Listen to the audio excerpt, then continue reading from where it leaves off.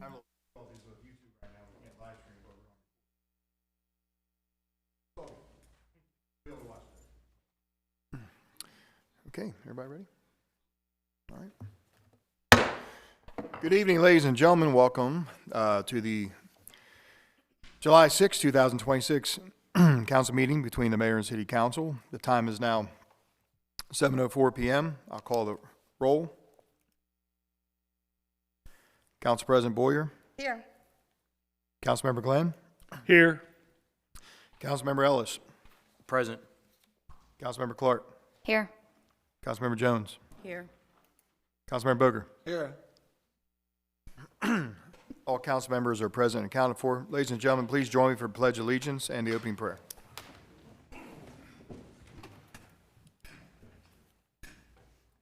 I pledge allegiance to the flag of the United States of America and to the republic for which it stands, one nation, under God, indivisible, with liberty and justice for all. If everyone could please kindly remain standing, as it gives me an honor to welcome Reverend Dr. Carrie Kerr this evening to give us the opening prayer. Dr. Kerr's not here.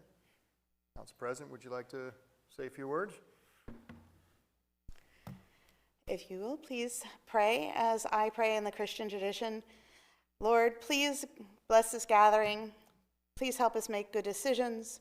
Please take care of our police force, fire, and EMS. And please take care of the citizens of Havre. This we pray. Amen. Amen. Amen. All said. Thank you very much, Council President. Everybody, please be seated. Good job.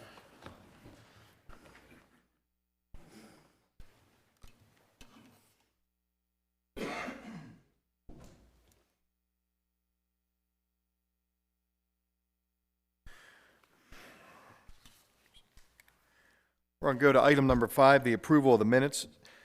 City Council meeting minutes of June 1st, 2026. Do I have a motion to approve? So moved. Second. I have a motion by the Council President, seconded by Councilmember Jones. Questions or comments? All those in favor say aye. Aye. All opposed say nay. June 1st, 2026 council meeting minutes are approved 6-0 in the affirmative. Item B, City Council public hearing minutes for ordinance 1223, which was the fiscal year 2027 budget ordinance. That was held on June 8, 2026. Do I have a motion to approve these minutes? So moved. Second. I have a motion by the Council President, seconded by Councilmember Clark. Questions or comments? All those in favor say aye. Aye. All opposed say nay. Motion to approve the City Council public hearing meeting minutes for ordinance 1223 on June 8th carries 6-0 in the affirmative. Item C, City Council special meeting minutes for the passage of ordinance 1223 on this fiscal year 2027 budget, which was held on Thursday, June 11, 2026. Do I have a motion to approve? So moved. I have a motion by Councilmember Clark. Do I have a second? Second. Second by Councilmember Boger. Questions or comments? Mr. Mayor, I'll abstain from the vote because I was absent that evening. Okay. Councilmember Glenn will abstain from voting. Any other questions or comments? All those in favor say aye. Aye. All opposed say nay. Motion to approve the City Council special meeting minutes for ordinance 1223 that was held on June 11, 2026 carries 5-0 in the affirmative. We go to item 6, comments from citizens. This is part of the agenda. If you wish to speak on an agenda item, now's the time to do so. But also, if you're here to speak of any other matter of city business, now's the time to do so as well. Normally, I will call on citizens who pre-filled out a form, but I don't have any. So if you just want to raise your hand, be recognized, and we'll take our turns that way. Ms. Zimmerman. Yep.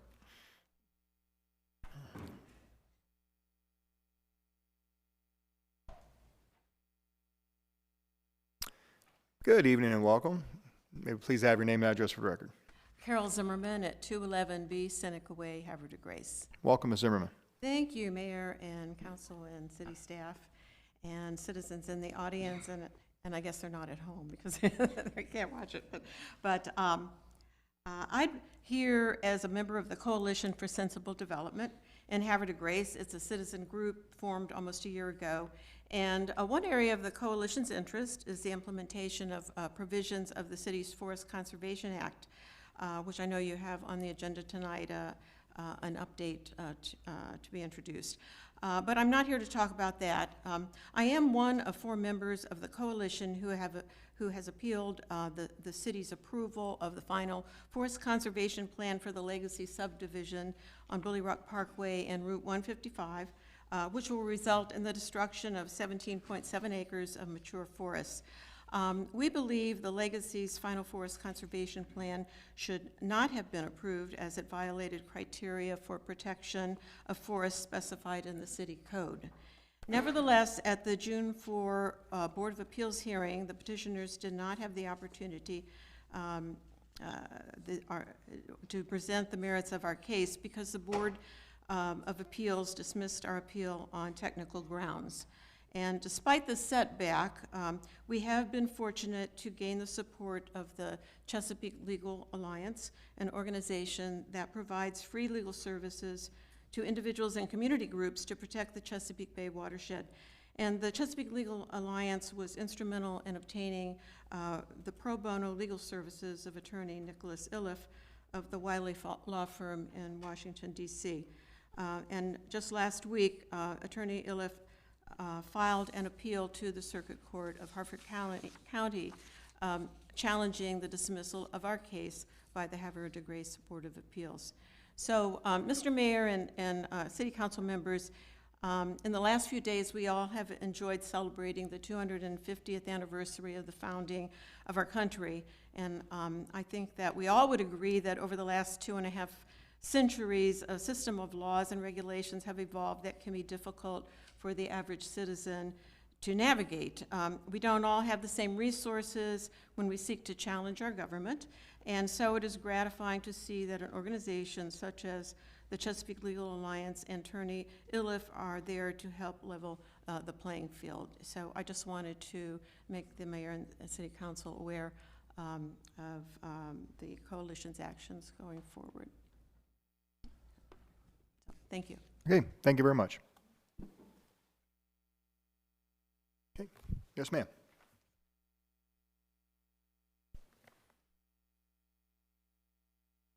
Good evening, and welcome to the City Council meeting. May I please have your name and address? Good evening. My name is Christina O'Mara. I am at 125 St. Andrew Court in Aberdeen. I am the founder Welcome. of the Sea of Hope Foundation. Thank you. We're a nonprofit organization that supports families who've suffered from infancy, pregnancy, and early toddlerhood loss. Part of why I'm here is I know that on the agenda today, you're going to review our Wave of Light Remembrance Walk or Remembrance event in October.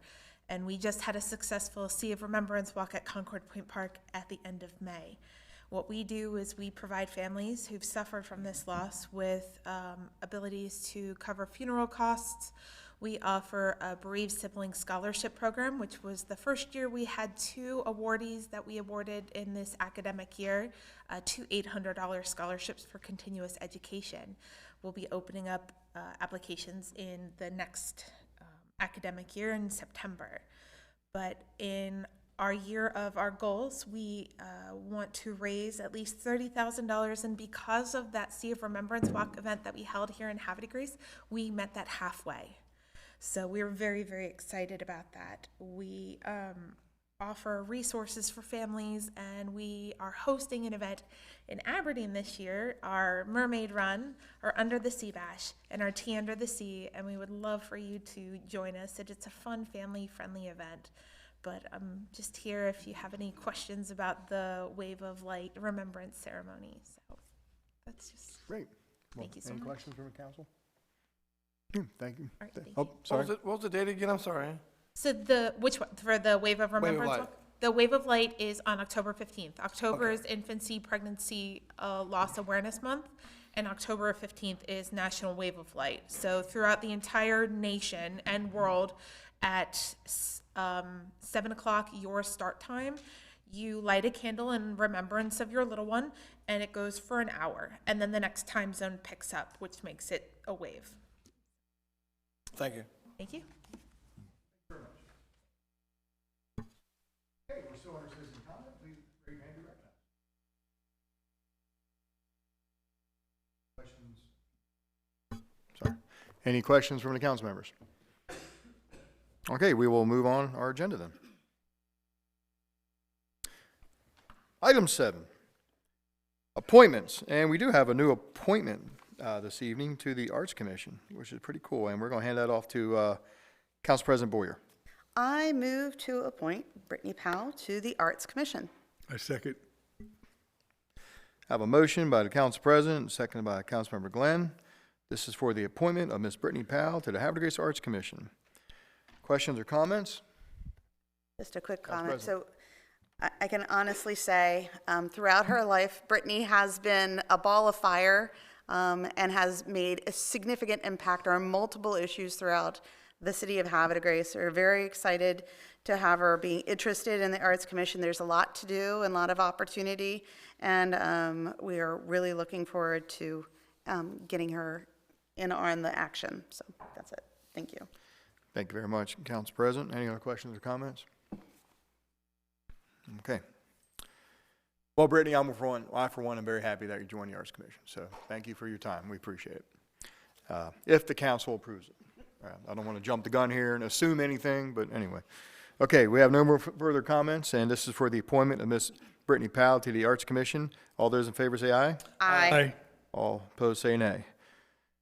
Okay, Ms. Powell, you're approved, 6-0 in the affirmative. It was close, but we got you on there, so we appreciate everything you're doing for us, so thank you very much.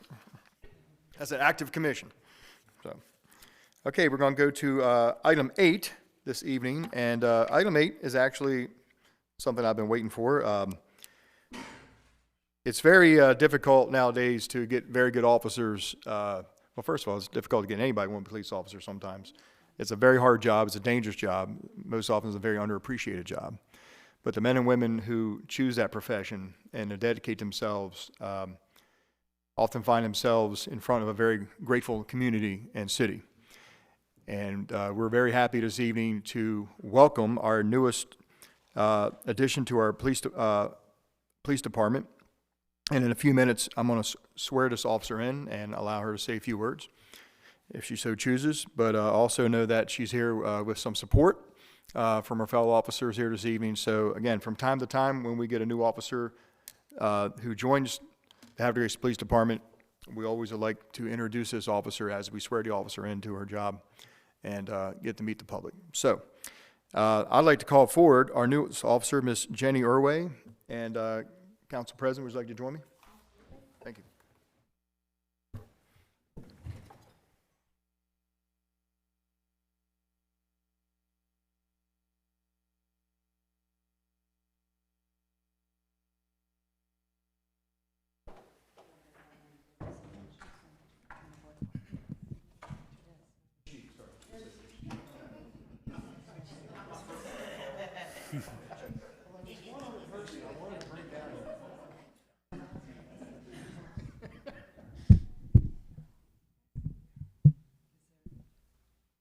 Nice to meet you. Congratulations. Thank you so much. First thing I want to ask you, is it Jenny or Jennifer? Jenny. Jenny, okay, I thought it was. Just want to make sure I address you correctly. Yes, sir. Okay, so what I'm going to do is I'm going to ask you to raise your right hand, please. I'm going to say the word I. After I say the word I, please repeat the word I, but also say your name too, okay? I, Jenny Irway, Do solemnly swear do solemnly swear that I will fulfill that I will fulfill the requirement of the requirement of the office I'm about to assume, the office I'm about to assume, that I will support the Constitution of the United States, that I will support the Constitution of the United States, that I will be faithful that I will be faithful and bear true allegiance and bear true allegiance to the state of Maryland, to the state of Maryland, and support the Constitution and support the Constitution and laws thereof, and the laws thereof, that I will faithfully and impartially, and I will faithfully and impartially, without fear of favor or prejudice, without fear or prejudice, discharge the duties discharge the duties as a Havre Grace police officer as a Havre Grace police officer to the best of my ability. to the best of my abilities. Congratulations, officer.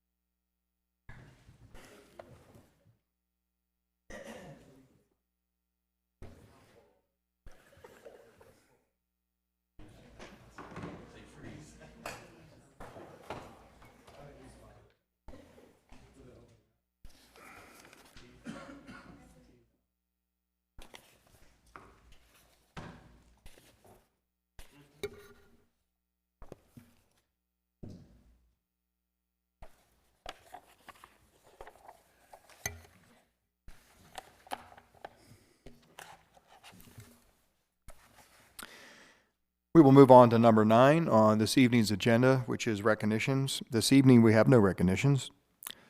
Item 10, proclamations. This evening, we have no proclamations, which takes us to item 11, presentations, and we do have 2 presentations this evening.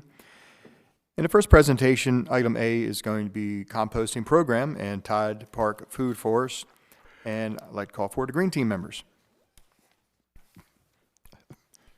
Member. Welcome. Good evening. My name is Danielle Wolf, and I am the president of the Green Team currently. So thank you, Mayor Martin and council members, for the privilege of updating on 2 of our programs. Thank you. This evening. Which one am I pushing here? Is it this one? I got it. So we are going to start with the food waste disposal program. So the compost program. As a quick overview, it opened in June 2020, so we are now celebrating 6 years of this program. Right now, we have 5 bins at our enclosure. Our last expansion was in 2023 when we added that 5th bin.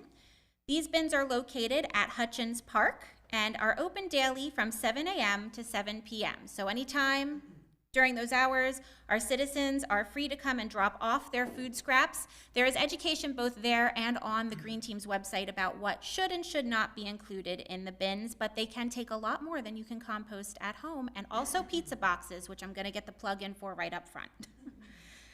So every week, Veteran Compost comes and replaces the bins with completely new, clean bins. That way everything is fresh and we don't run into any problems with critters or unwanted guests. And our volunteers in between those pickups monitor the area to communicate with the hauler and remove anything that does not belong or could be considered a contaminant. We've had plenty of educational outreach this past year. Our program was included as a part of a Green Team presentation in March at the Sustainable Maryland Green Team Summit, which was held right here at the Havre de Grace Community Center. It was featured as a stop on the 2025 Havre de Grace Sustainability Tour.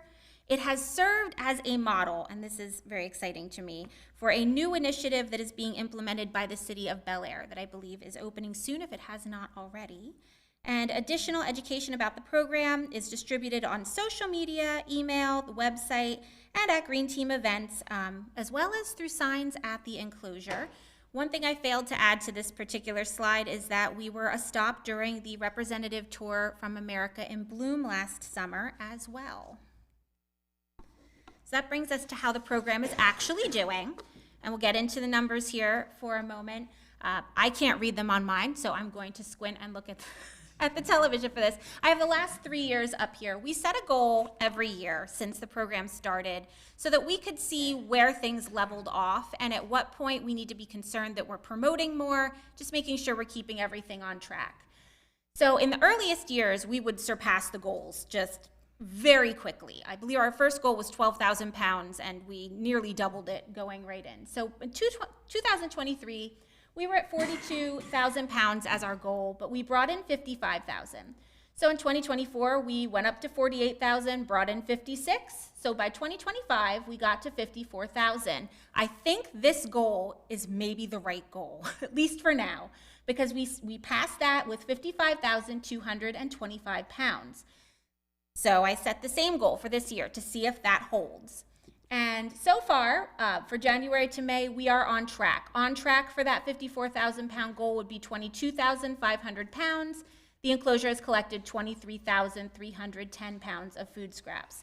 Since June 2020, we've kept over 265,000 pounds, or 132.5 tons of food waste out of the landfill. That is quite a bit, and kudos to the citizens who consistently use this, which we are just so grateful for. Recent challenges and solutions. Inclement weather was a challenge this year in a really unexpected way, just as it was everywhere throughout the area. And we want to thank DPW because after that massive snowstorm, we ended up with a wall. You can see it, it's a few weeks out in the picture here, but at first it was just a wall. It pretty much, there was no access, and DPW helped to clear it out, and then our volunteers went in and cleared the rest of it.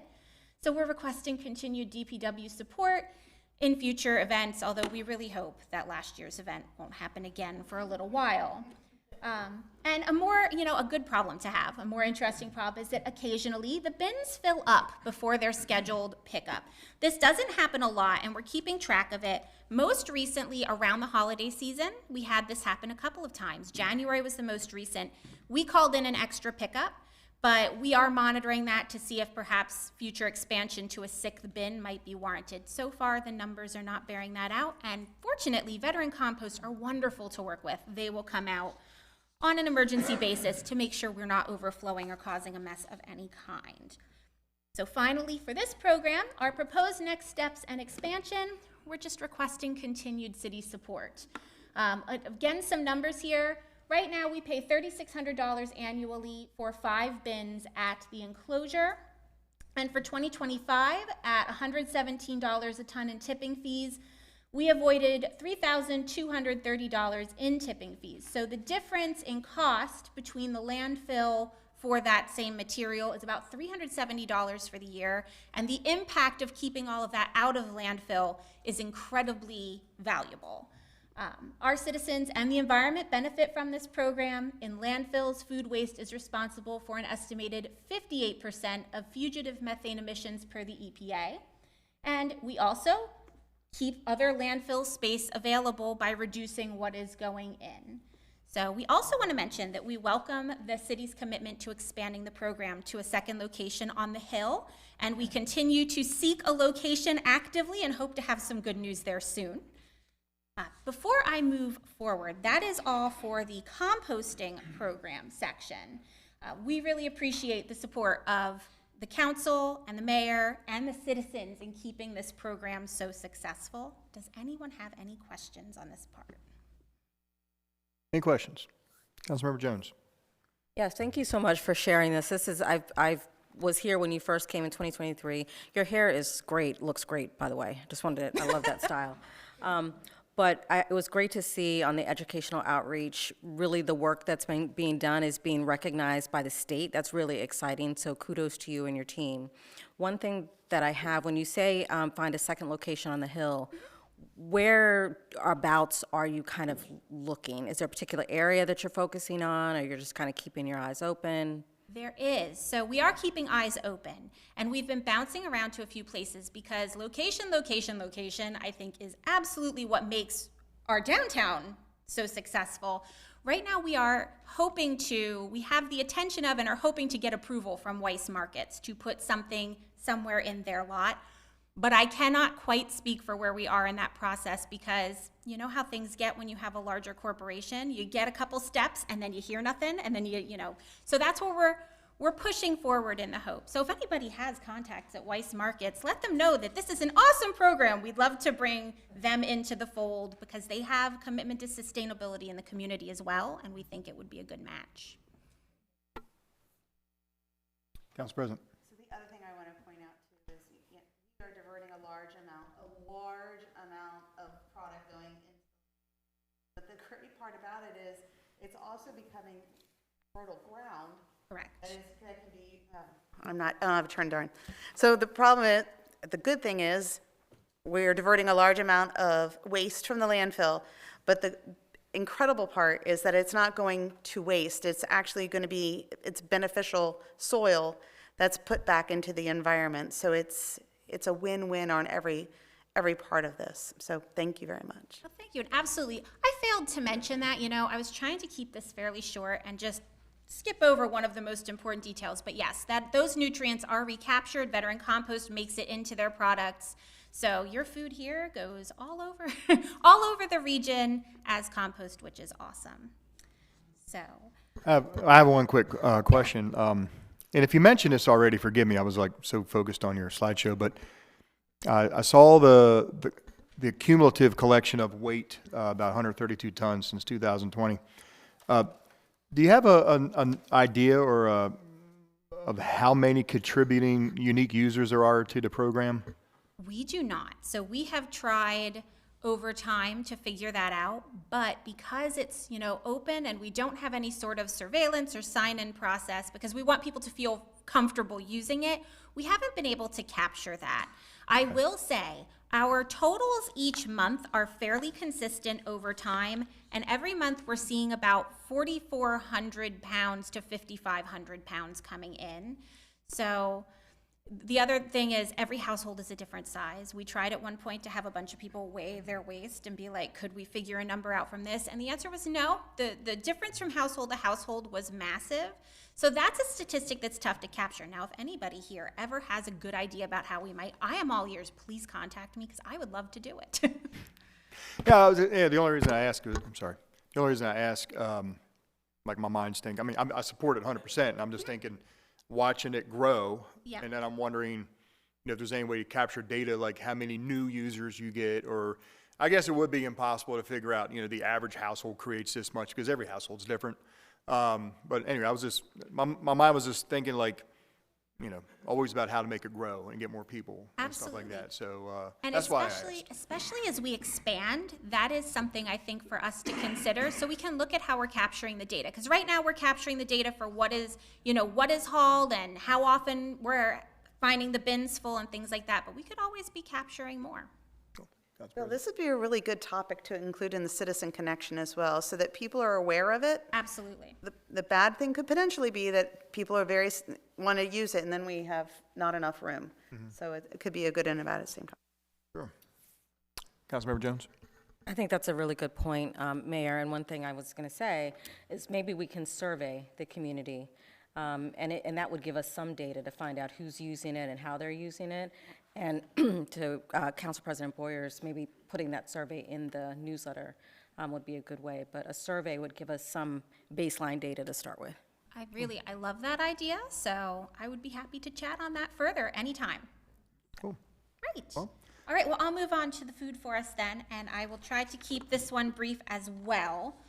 Didn't do such a hot job keeping the first one brief. So, this is the annual report for the Todd Park Food Forest, which began in 2016 as a food resource available to our community for free. And a little bit of history, we started with a $1,500 grant from the Department of Natural Resources Urban Community Forest Committee in 2016. That got our plants and shrubs initially planted, along with a small grant from Walmart and some private donations, and of course, in-kind support from the Department of Public Works. We've added plants every year. Greater in number, we also have changed to new species and some replacements for plants that for one reason or another have not thrived or survived at all in a couple of cases. We've had other grants to expand over the recent past, $5,000 from the Chesapeake Bay Trust for permaculture beds, chestnut trees, maintenance workshop, and a master plan in 2020, which we still reference quite frequently. A $1,000 grant from the Community Forest Committee in 2020 for a large informational sign that is there, and then in 2022 for individual plant signs. So currently we have 36 trees and bushes, 3 permaculture beds of blueberries and perennials. We've added 2 apple trees in 2025, and we plan to add strawberry and raspberry plants this year. We have all of this cared for by adopters and community volunteers, and we're very excited to share that we have added 4 new adopters just this spring. We have new leadership in the project this year, Ms. Kim Fillinger, and so this is all information she has shared with us, but she's implemented some open houses along with our spring and fall cleanup days. And at those days, our adopters come in, weed, mulch, plant, and prune. Pruning's done with the guidance of those who know what they're doing. I feel like that's an important detail. So DPW provides the mulch in the spring and fall. Susquehanna Hose Company 4 provides water to our on-site tank, and we are grateful for that. And then between these work days, adopters will visit their plants on their own on their schedule and let us know if there's any problems and also take care of weeding, mulching, and other issues. So the most important part about the Food Forest is really that we want everyone to visit it. Everything there is open to the community. So come on out and look at the signage. There's educational signage. Learn about what's planted. Take something with you. If it is currently, bearing fruit, we want that shared. That's really the most important. That's the purpose that this originally came into the community for. So here's just some pictures from our spring 2026 open house and cleanup day. At the bottom here, a little bit of repurposing. This was from our former apiary site, which was changed out and sundown last year, and now stores some of our tools on the site. And here you can see the complete mulching of the peach tree grove, which was completed in the spring. If you'd like to be part of this action, and you're not yet, we have 2 open house days coming up on July 11th from 7:30 to 9:30 in the morning, so bright and early, or Tuesday, July 14th from 6 to 8 p.m. Anyone is welcome to come and join us. You don't have to be an adopter to come check it out. If you do come to work, bring work gloves, some drinking water, and a bucket if you have one, but that's not a requirement, to help with mulch and water. That's all I have for the Food Forest. Any questions? Any questions, council? All right, before I go, I'd like to thank council and specifically DPW for their continued support of the Green Team. It is monumental to us. And that is it for me, so thank you all for your time. Thank you very much. Appreciate it.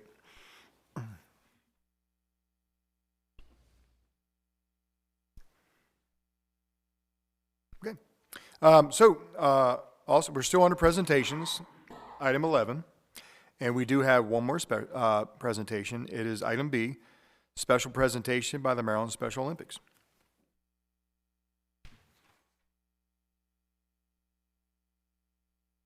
Good evening, Mayor, members of council. Those of you that don't know me, I'm Joseph Alton, obviously with Havre Grace Police. Most of you already know I also serve as the Northeast Region Coordinator with Special Olympics and the Law Enforcement Torch Run. To my left is Mr. Jim Schmutz, CEO of Special Olympics Maryland, Stacy, Brian, and Danny Grau, Special Olympic athletes. I think what I'm really doing, I know it says presentation, but kind of giving more of an explanation of item 12B, which is coming up in the agenda. But part of one of the things Special Olympics does, obviously, is creates a multitude of different events and opportunities to raise funds and awareness for the athletes. And recently they acquired this new mobile plunge unit in regards to being able to then transport a plunge opportunity all around the state instead of just obviously going to Sandy Point State Park. This mobile plunge unit, in turn, needed a vehicle in order to transport it around.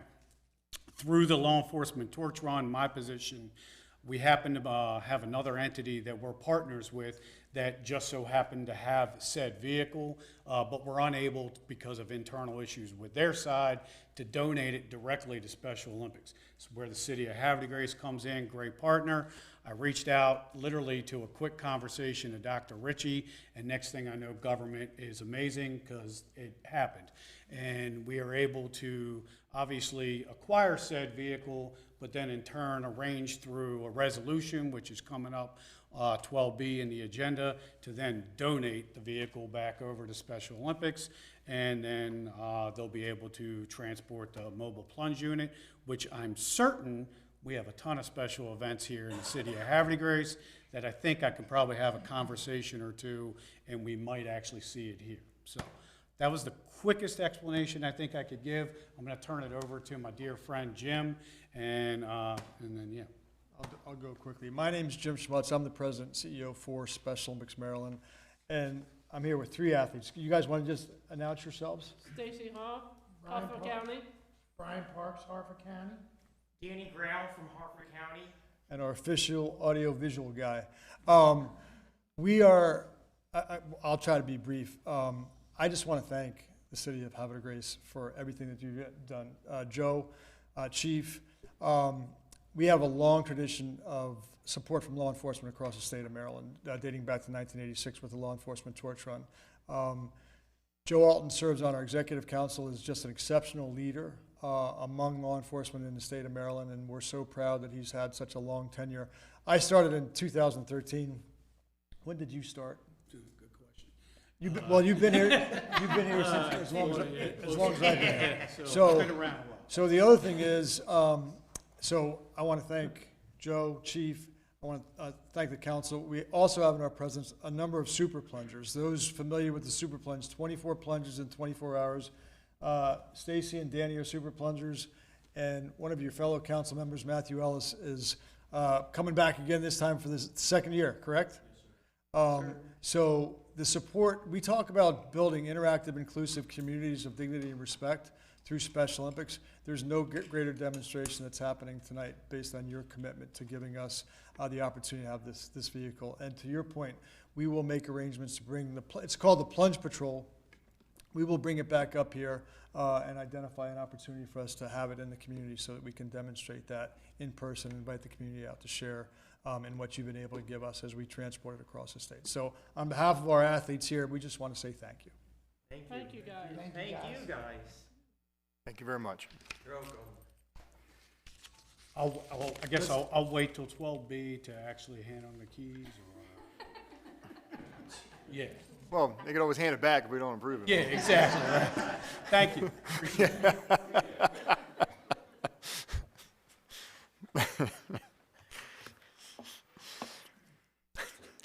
Okay, thank you very much for the presentation, and we're going to go to our resolutions, which is going to be on item 12. We have a couple resolutions here, and first one actually has to do with the charter resolution and the oath of office, and I'm going to hand that off to our council president.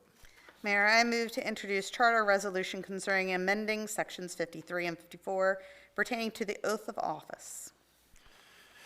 Council, I have a motion to introduce a charter resolution by the council president. Do I have a second? Second. Seconded by Councilmember Boker. Questions or comments on the introduction? All those in favor say aye. Aye. All opposed say nay. Motion to introduce a charter resolution concerning amending sections 53 and 54 pertaining to the oath of office. That introduction is approved 6-0 in the affirmative. This will be Charter Resolution 308. A resolution by the Mayor and City Council of Havre de Grace, Maryland, adopted pursuant to the authority of the Maryland Constitution, Article 11E, Local Government Article of the Annotated Code of Maryland, and the Havre de Grace City Charter, Section 19, amending in part Sections 53 and 54 of the City Charter pertaining to the oath of office. And do I have a motion to adopt Charter Resolution 308? So moved. Second. Motion by the Council President, seconded by Councilmember Jones. Questions or comments? Yes. Provide an explanation of what this does. So the purpose of this resolution, or charter resolution, is to create some consistency throughout our charter for the different commissions in saying that people can be sworn in either in front of the mayor and city council or alternatively before a notary public. And that gives us a little bit more flexibility when we have to last minute get somebody signed in order to get stuff done. There is it is preferred that all swearing in happens in front of mayor and city council, but it gives us other options. That's it. Thank you. Yep. Thank you very much, Council President. Any other further questions or comments?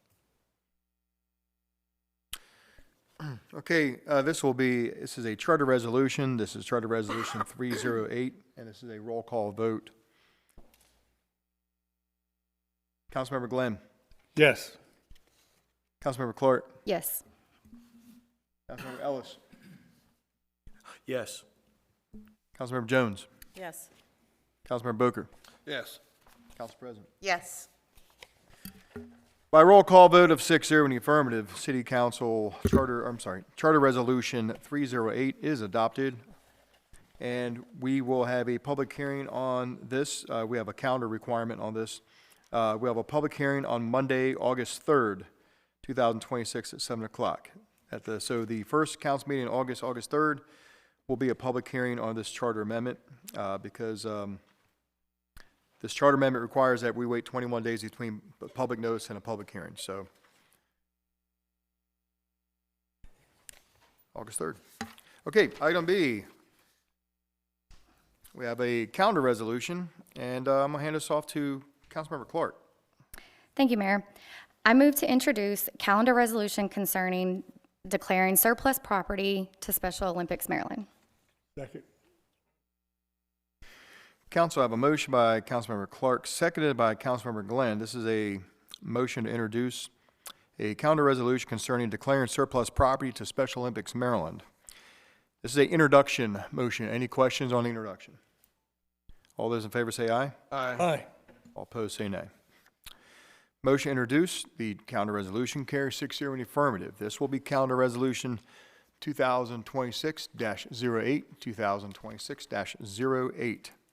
A resolution by the Mayor and City Council of Havre, Grace, Maryland, pursuant to the local government article of the annotated code of Maryland in sections 33 and 34 of the city charter, for the purpose of declaring certain personal property as surplus property and no longer needed for the public purpose or public use.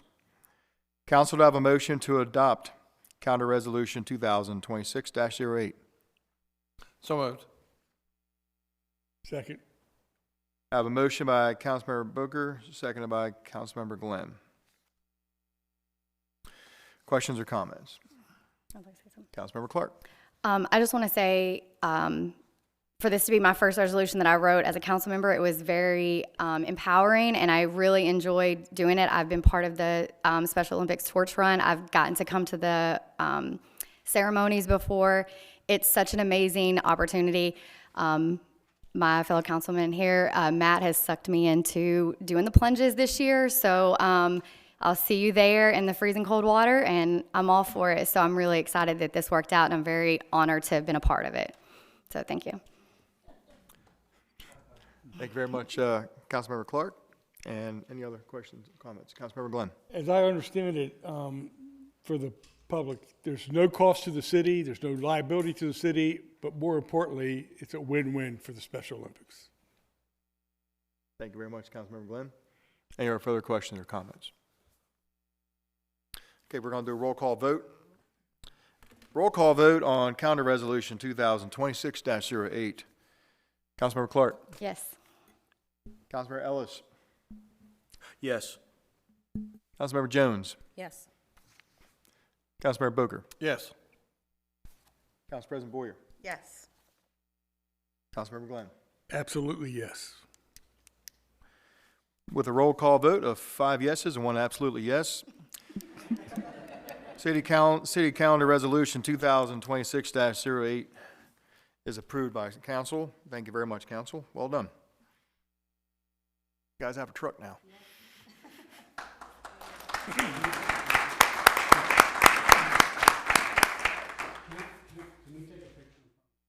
Yeah, absolutely. Yeah, sure. 100%.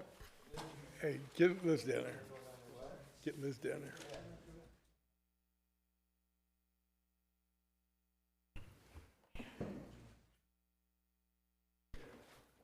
Council, why don't we all join this picture?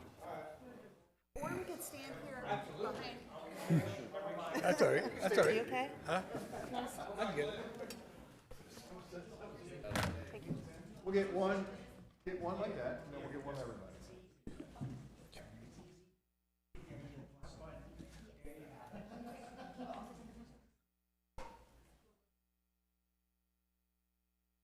So we're going to do one without council, and then one with council. But You can get that, that's fine, that's fine. We'll do one with all of us.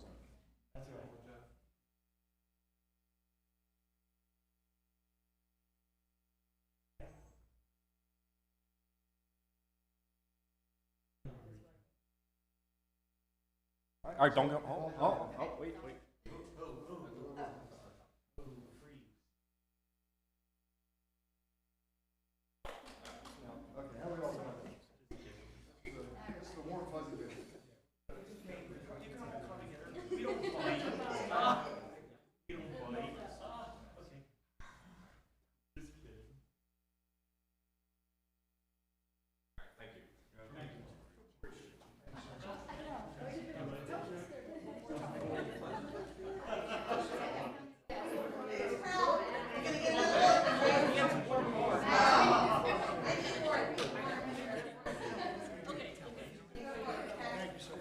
problem. Thank you. I can't jump into cold water, but you get my money. Yes. Thank you all.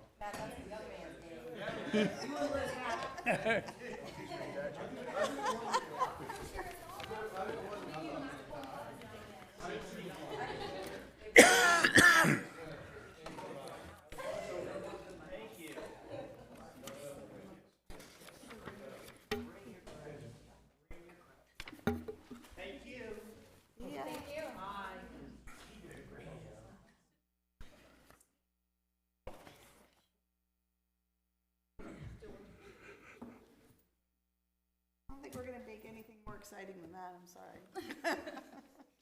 Yeah, that's pretty cool. Okay. Counter resolution, I'm sorry, we have another counter resolution, item C on the agenda, and I'm going to hand that off to Council President.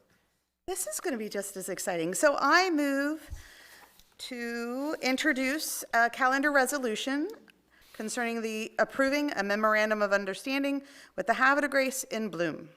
So moved. So moved. Okay. Seconded. I have a motion to introduce a counter resolution by the Council President, seconded by Councilmember Booker. Is that correct? Good enough. This is a motion to introduce a resolution. All those in favor say aye. Aye. Aye. All opposed say nay. Motion to introduce a counter resolution carries 6-0 in the affirmative. The resolution by Mayor City Council of Havre de Grace, Maryland, pursuant to the local government article of the annotated code of Maryland, sections 33 and 34 of the city charter, to approve a memorandum of understanding between the city of Havre de Grace and Havre de Grace in Bloom. Council, this is going to be known as Calendar Resolution 2026-09. 2026-09. And do I have a motion to adopt this counter resolution? So moved. Second. I have a motion by the Council President, seconded by Councilmember Jones. Questions or comments? Council President. So about a year ago, there was this new organization that got involved around town. They got involved with the Havre de Grace Community Foundation. I believe that's what it's off of. And community projects. And they had a great boat docking contest and raised a lot of money. Well, this is one of the first projects that it's coming from it. If you've noticed around town, there are large planters in various locations around downtown, and this MOU is to establish a relationship between the city and Havre de Grace in Bloom for the location of the planters as well as the care and keep of the planters. And if anybody has questions, just let us know. No, thank you. I appreciate that, Council President. So, I mean, so it was actually extreme boat docking, which was totally amazing. Everything Teresa Ray touches kind of turns to gold, I'm gonna tell you right now. So that was an amazing show, fantastic. And now that the planters are down Franklin Avenue and down St. John, kind of helps bring things together a little bit. So I'm very happy to see that. So hats off to the organization. I'm happy to see this MOU. I know there's been a lot of work that's been conducted on this MOU, so hats off to the administration for that as well. Thank you. Thank you very much, Councilmember Booker. Any other questions or comments? Councilmember Clark. I just want to say that I got to talk with Teresa the other day and learned a lot about these planters and how heavy they are and how great they are, self-watering, and the time and effort and attention she put into it. So I just want to say, thank you for your attentiveness to that, to continue to make our city the best and most beautiful it can possibly be. So thank you for that. Any other questions or comments? Before we do the vote, I just want to thank Ms. Ray very much for all the hard work to get this done. I know there's a lot of volunteers. I saw some of the pictures on social media of everyone fixing these planters. Nice touch with the begonias, and I thought it was a good choice. They're going to grow nice, but anyway, floral decor is something very near and dear to me, and I know a lot of people in this town. Traveled a lot of places in the world, and I know some friends of mine I went to Mumbles with. Flowers everywhere. When you go to European cities a lot, you see flowers everywhere, especially hanging baskets and things like that. And one of the things we focused on with the downtown restoration project was the ability to water, the plants and the trees and the flowers. So the fact that we have these amazing planners that are self-watering and all the volunteers that help to raise the money to get these planners in place far exceeds anything I could possibly imagine or dream of for the city of Havre de Grace. So as a citizen, I'm very grateful. As the mayor of Havre de Grace, I look forward to working with you in any way we can assist you. So again, this is a citizen grassroots movement to get this done. And like I say, I thank you. I'm grateful. Hope council passes the MOU. And look forward to seeing these flowers grow. Thank you. We're on a roll call vote for calendar resolution 2026-09. Councilmember Ellis. Yes. Councilmember Jones. Yes. Councilmember Boger. Yes. Council President Boyer. Yes. Councilmember Glenn. Yes. Councilmember Clark. Yes. By roll call vote of 6-0 in the affirmative, calendar resolution 2026-09 is approved by council. Thank you very much. Okay, we're going to go to ordinances, and this evening we have 2 ordinances on our agenda. And we're going to start with ordinance item A. Council President. Mayor, I move to introduce an ordinance concerning amending Chapter 25 pertaining to Havre de Grace Housing Authority. Council, I have a motion by the council president to introduce an ordinance. Do I have a second? Second. Second by Councilmember Clark. This is a motion to introduce an ordinance pertaining to the Havre de Grace Housing Authority. This is a first reading introduction. Any questions or comments on introduction? All those in favor say aye. Aye. All opposed say nay. Motion to introduce this ordinance carries 6-0 in the affirmative. This will be known as Ordinance 1224, an ordinance by the Mayor and City Council of Havre de Grace, Maryland, adopted pursuant to the authority of Article 11E of the Maryland Constitution, the local government of the Article of Annotated Code of Maryland, and Sections 33 and 34 of the Havre de Grace City Charter, to amend sections of the Chapter 25, boards, committees, and commissions pertaining to the Havre de Grace Housing Authority. Council, to have a motion to adopt ordinance 1224 on first reading. So moved. Second. I have a motion by Council President, seconded by Councilmember Jones. Questions or comments? Council President. Again, like the last one, we're doing a lot of housekeeping. You're going to notice that there's going to be a lot of housekeeping bills coming probably in the next year on various things, and this is one of them. Here, too, the oath of office must be before the mayor and city council, or alternatively before a notary public. The expectation is the priority would be to do it in person here in front of the mayor and city council, but if necessary, in front of a notary public if required.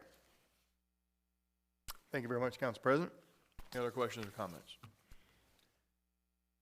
Okay, we're going to do a roll call vote on ordinance 1224. Councilmember Jones. Yes. Councilmember Boker. Yes. Council President. Yes. Councilmember Glenn. Yes. Councilmember Clark. Yes. Councilmember Ellis. Yes. By roll call vote of 6-0 in the affirmative, City Council Ordinance 1224 is adopted on first reading. Council President, would a public hearing on Monday, July 20th be okay? At the next council meeting? Yes. Okay. There will be a public hearing on Ordinance 1224 at the next council meeting, which is Monday, July 20th at the start of the meeting. Thank you.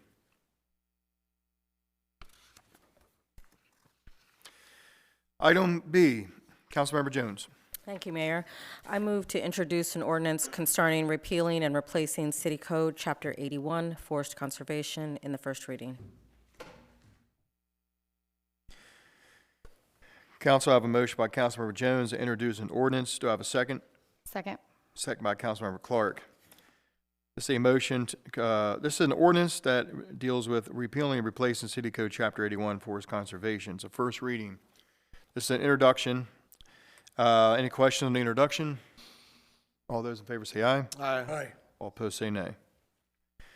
Motion to approve the introduction of this ordinance carries 6-0 in the affirmative. This is going to be ordinance 1225, the Christmas ordinance. There you go.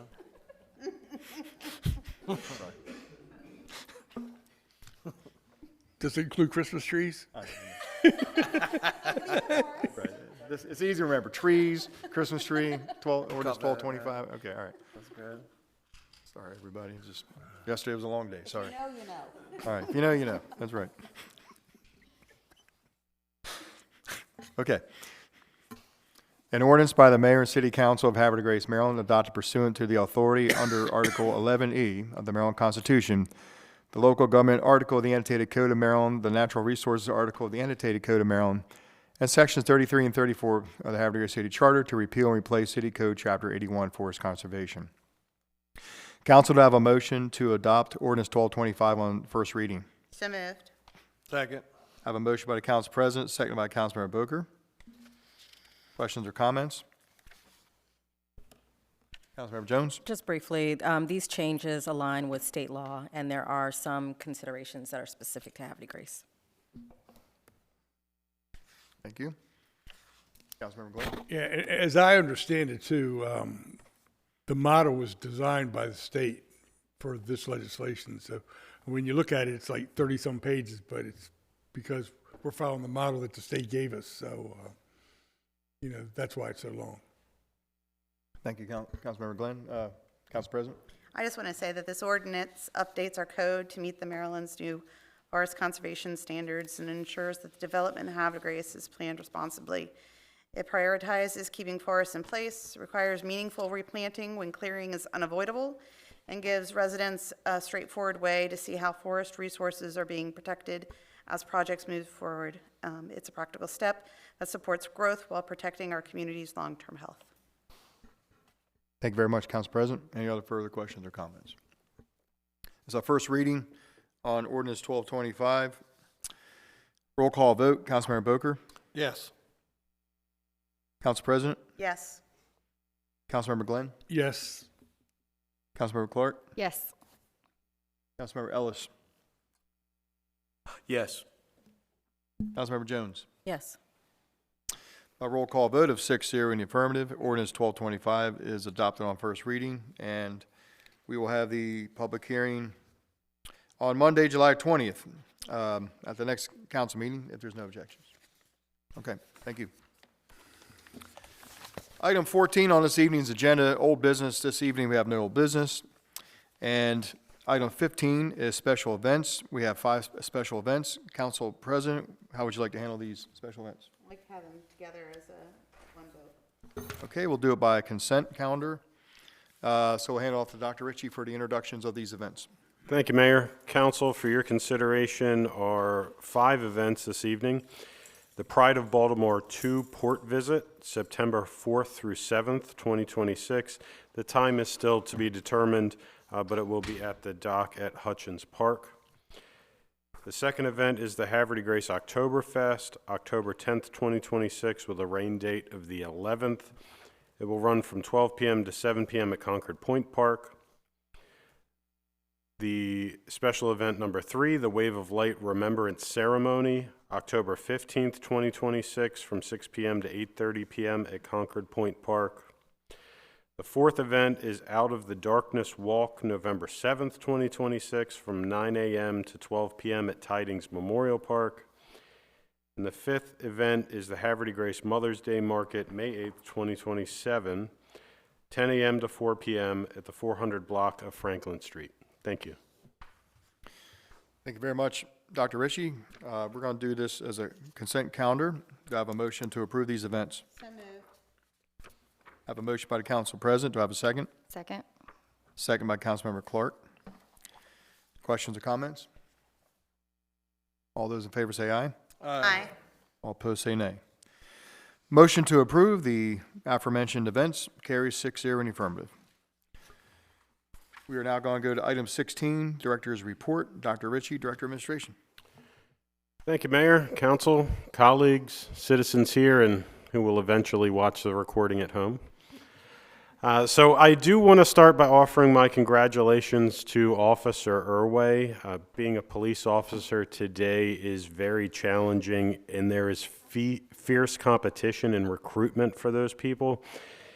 And Officer Irway choosing to be a part of our police department is not lost on the administration, and we are grateful that she has chosen to serve the citizens of Havre de Grace. I do want to thank the City Council for passing Calendar Resolution 2026-08. Especially I want to thank Councilmember Clark for drafting the resolution and working with the administration to make this happen. Obviously, you've heard the surplus property is going to really help the Special Olympics, and I thank you all for your part in it. I do also want to thank the council for approving Calendar Resolution 2026-09, and the administration looks forward to continuing to work with Havre de Grace and Bloom. On June 29th, the administration launched a new online public information request portal.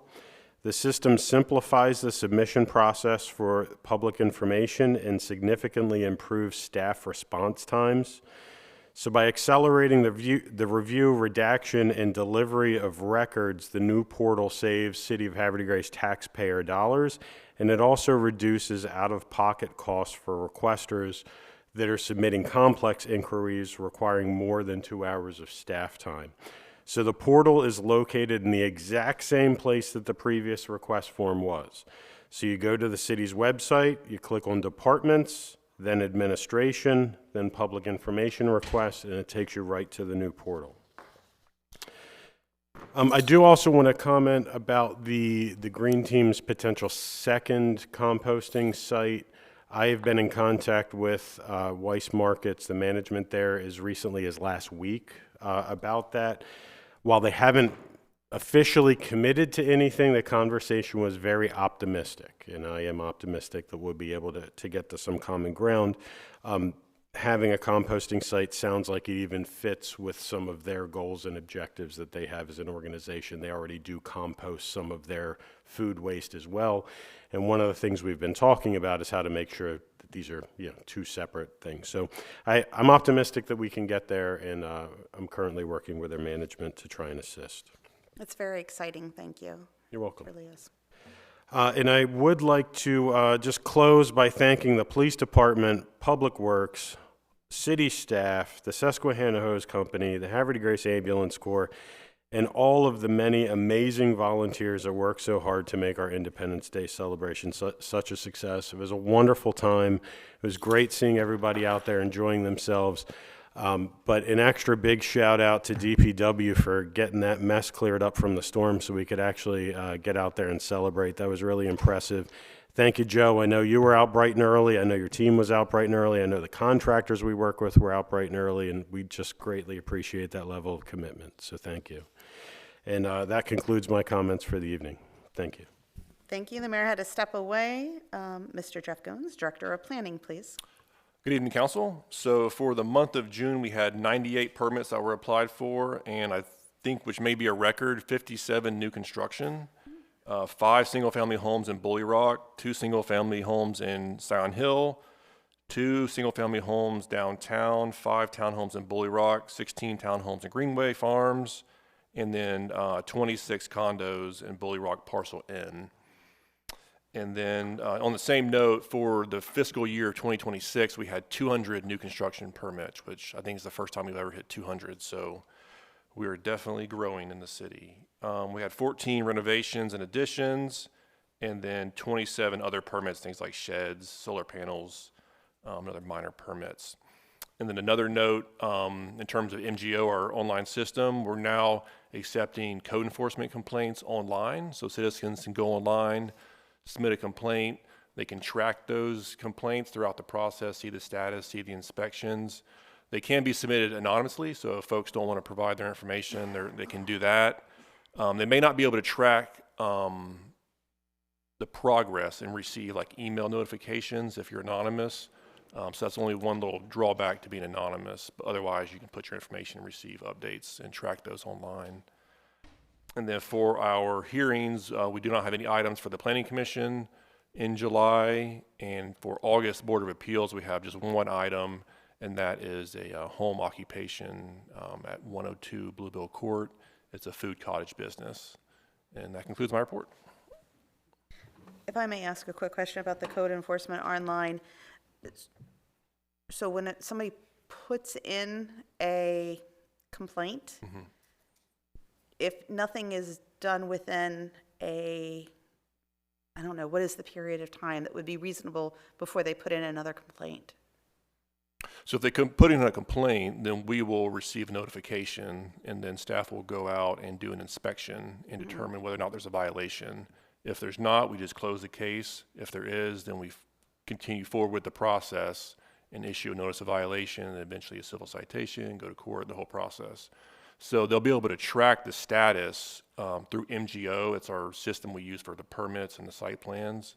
And so they'll have like a profile, and they'll have a dashboard, and then go and see the status. They can see the inspections. Okay. And then if they put in their email address, they'll receive notifications about what's going on with the case. Okay. So, so yeah, they'll be They'll notified. be able to see it, and they don't need to put in another, if 2 weeks later, they don't visibly see anything happening at the location, they just go into the online system and they can track it from there. Right, they'll be able to see the status. Okay, So thank you. Right.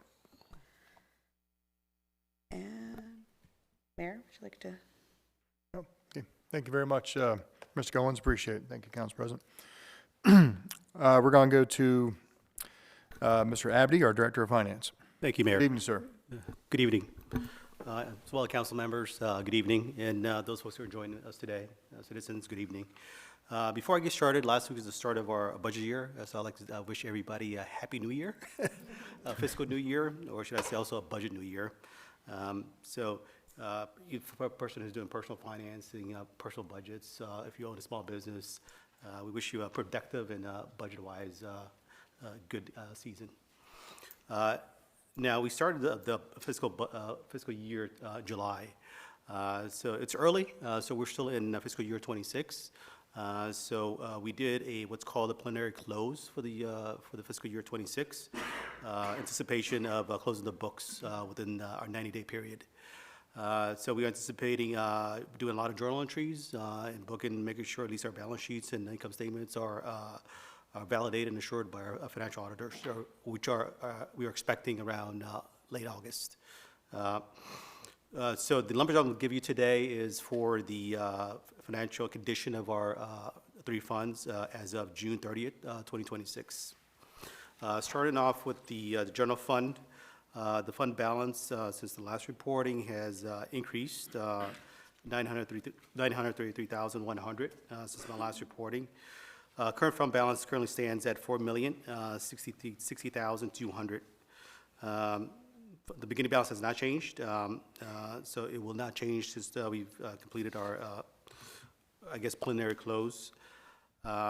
Just in terms of our revenues and expenditure side, in terms of revenues, it is up since the last reporting, $1,760,600. With current revenues to date currently standing at $24,046,000. In terms of the expenditure side, it is up since the last reporting, $827,500, with expenditures to date currently standing at $22,768,000. On to our water sewer fund, Fund 9. Since the last reporting, it is down $318,800. With current fund balance to date standing at $6,260,500. Beginning fund balance has not changed, and it will not change. In terms of the revenue side, it is last reporting up $434,100, with revenues to date standing at $13,920,700. In terms of the expense side, it is up since the last reporting, $752,900, with total expenses to date standing at $12,363,700. In terms of the last fund, the Marina Fund, Fund 8, since the last reporting, it is down $42,600, with fund balance standing at $1,127,500. Obviously, beginning fund balance has not changed; it will not change. In terms of the revenue side, it is up since last reporting, $55,200, with revenues to date currently standing at $835,800. And finally, in terms of the expense side, it is up $97,800, with expenses to date standing at $655,000. So that concludes my finance conditions for the three funds. Thank you. Back to you, Mayor. Thank you, Mr. Abdi. Any questions for our Director of Finance? Thank you, sir. Appreciate the update. Thank you, Mayor. Happy New Year. Thank you. Happy New Year to you. Good evening, Mr. Conaway, Director of Public Works. Good evening, Mr. Mayor, council, colleagues, and guests. Just a quick reminder to our residents from the mayor's public service comment over the weekend. If you have any tree debris from this weekend's storms, please sit it out, either in front of your property or specifically where your trash and recycles are picked up, as DPW will be picking this up throughout this week. And lastly, I'd just like to give a big thank you, as Dr. Ritchie said. The mayor and I took a little ride through the parade route Sunday morning, and it literally looked like a war zone.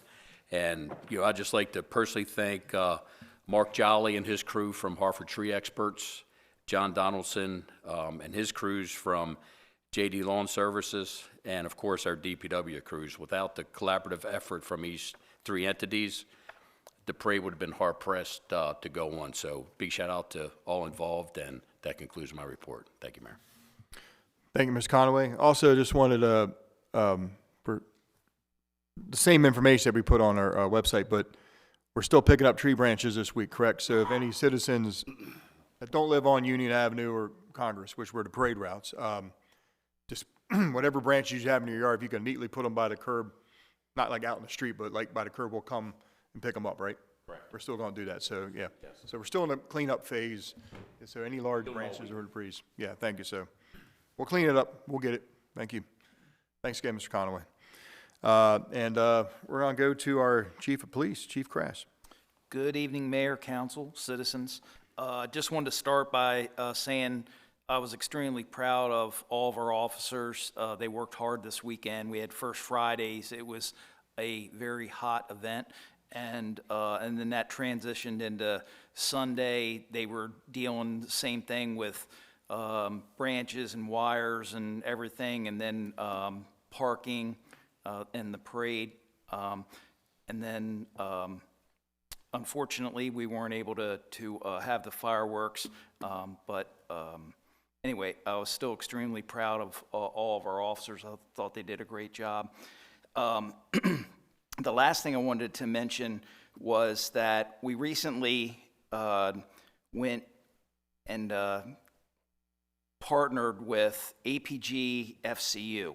So a little bit of background. A few months ago, we had an incident where a skimmer was located on an ATM inside of the city limits. So one of our officers was notified by like a Brinks driver that was doing maintenance on an ATM. They located this skimmer. So little bit of education. What they do is they put an electronic device that mirrors the appearance of the machine that they put it on. So who is that? So these criminals, okay? So the criminals do that, and what they're able to do is obtain numbers from when you insert your card, swipe your card, all these different things. It looks exactly the same. Again, if you don't know what you're looking for, it's very difficult to tell if someone has put this on there. So we found out about technology that is available, and it's called Skim Scan. And so it's two different pieces of equipment, and one of them is a piece of electronics that would be inserted into, let's just say, an ATM or a point of sale, any kind of payment terminal, such as a gas pump, vending machine, even our own kiosks that we use at our at the boat ramp, as an example. So we are able to now go out, and we're going to be going out to our businesses and checking their point of sales and ours as well, to make sure that no one has put this electronic skimming devices on anything in our city. Through the Hartford Leadership Academy, we had friends that we made through APG FCU. We talked to them about it, and they've offered that once we made the purchase of the equipment, that they would be issuing a they would pay for it. So reimbursement of the funds. So it was $1,000 for these pieces of equipment, and so if you see it on social media, they posted it, we posted it, and so we'll be out in the community very shortly with Sergeant Petz and his crew, and they're going to be going out checking pretty much any place that wants us to check. So, thank you, Mayor. Thank you very much, Chief. Appreciate that. Thank you. We're going to go to business from the council members, item 17, and we're going to start with Councilmember Jones. Good evening. Good evening. Thank you so much, Mayor, and council, folks in the audience, and citizens at home who will hear this recording. I want to start off by saying that on this anniversary of the 250 years of our country, I did some reflection that I'd like to share with you all. As a council member and president of the NAACP, I have a privilege of serving a community that reflects both the promise and the challenges of America. For 250 years, the United States has been a symbol of liberty and democracy. As we look forward to America 300, I invite us to think not only about where our nation has been, but where we hope it will go. Before I share a few more words, I want to share a little bit about myself. My relatives have served this country for generations in the Army, Marines, Air Force, law enforcement, and in conflicts from the Civil War to World War I, World War II, Vietnam, the Gulf War, Iraq, and Afghanistan. As a result, I have lived and traveled throughout the U.S. and Europe, having varied experiences and embracing different cultures. My father was a career Army officer, and his service is what brought my family to Harford County in the 80s. I love America. America is my home, and that is precisely why I believe it can and must be better. The Declaration of Independence was visionary and incomplete.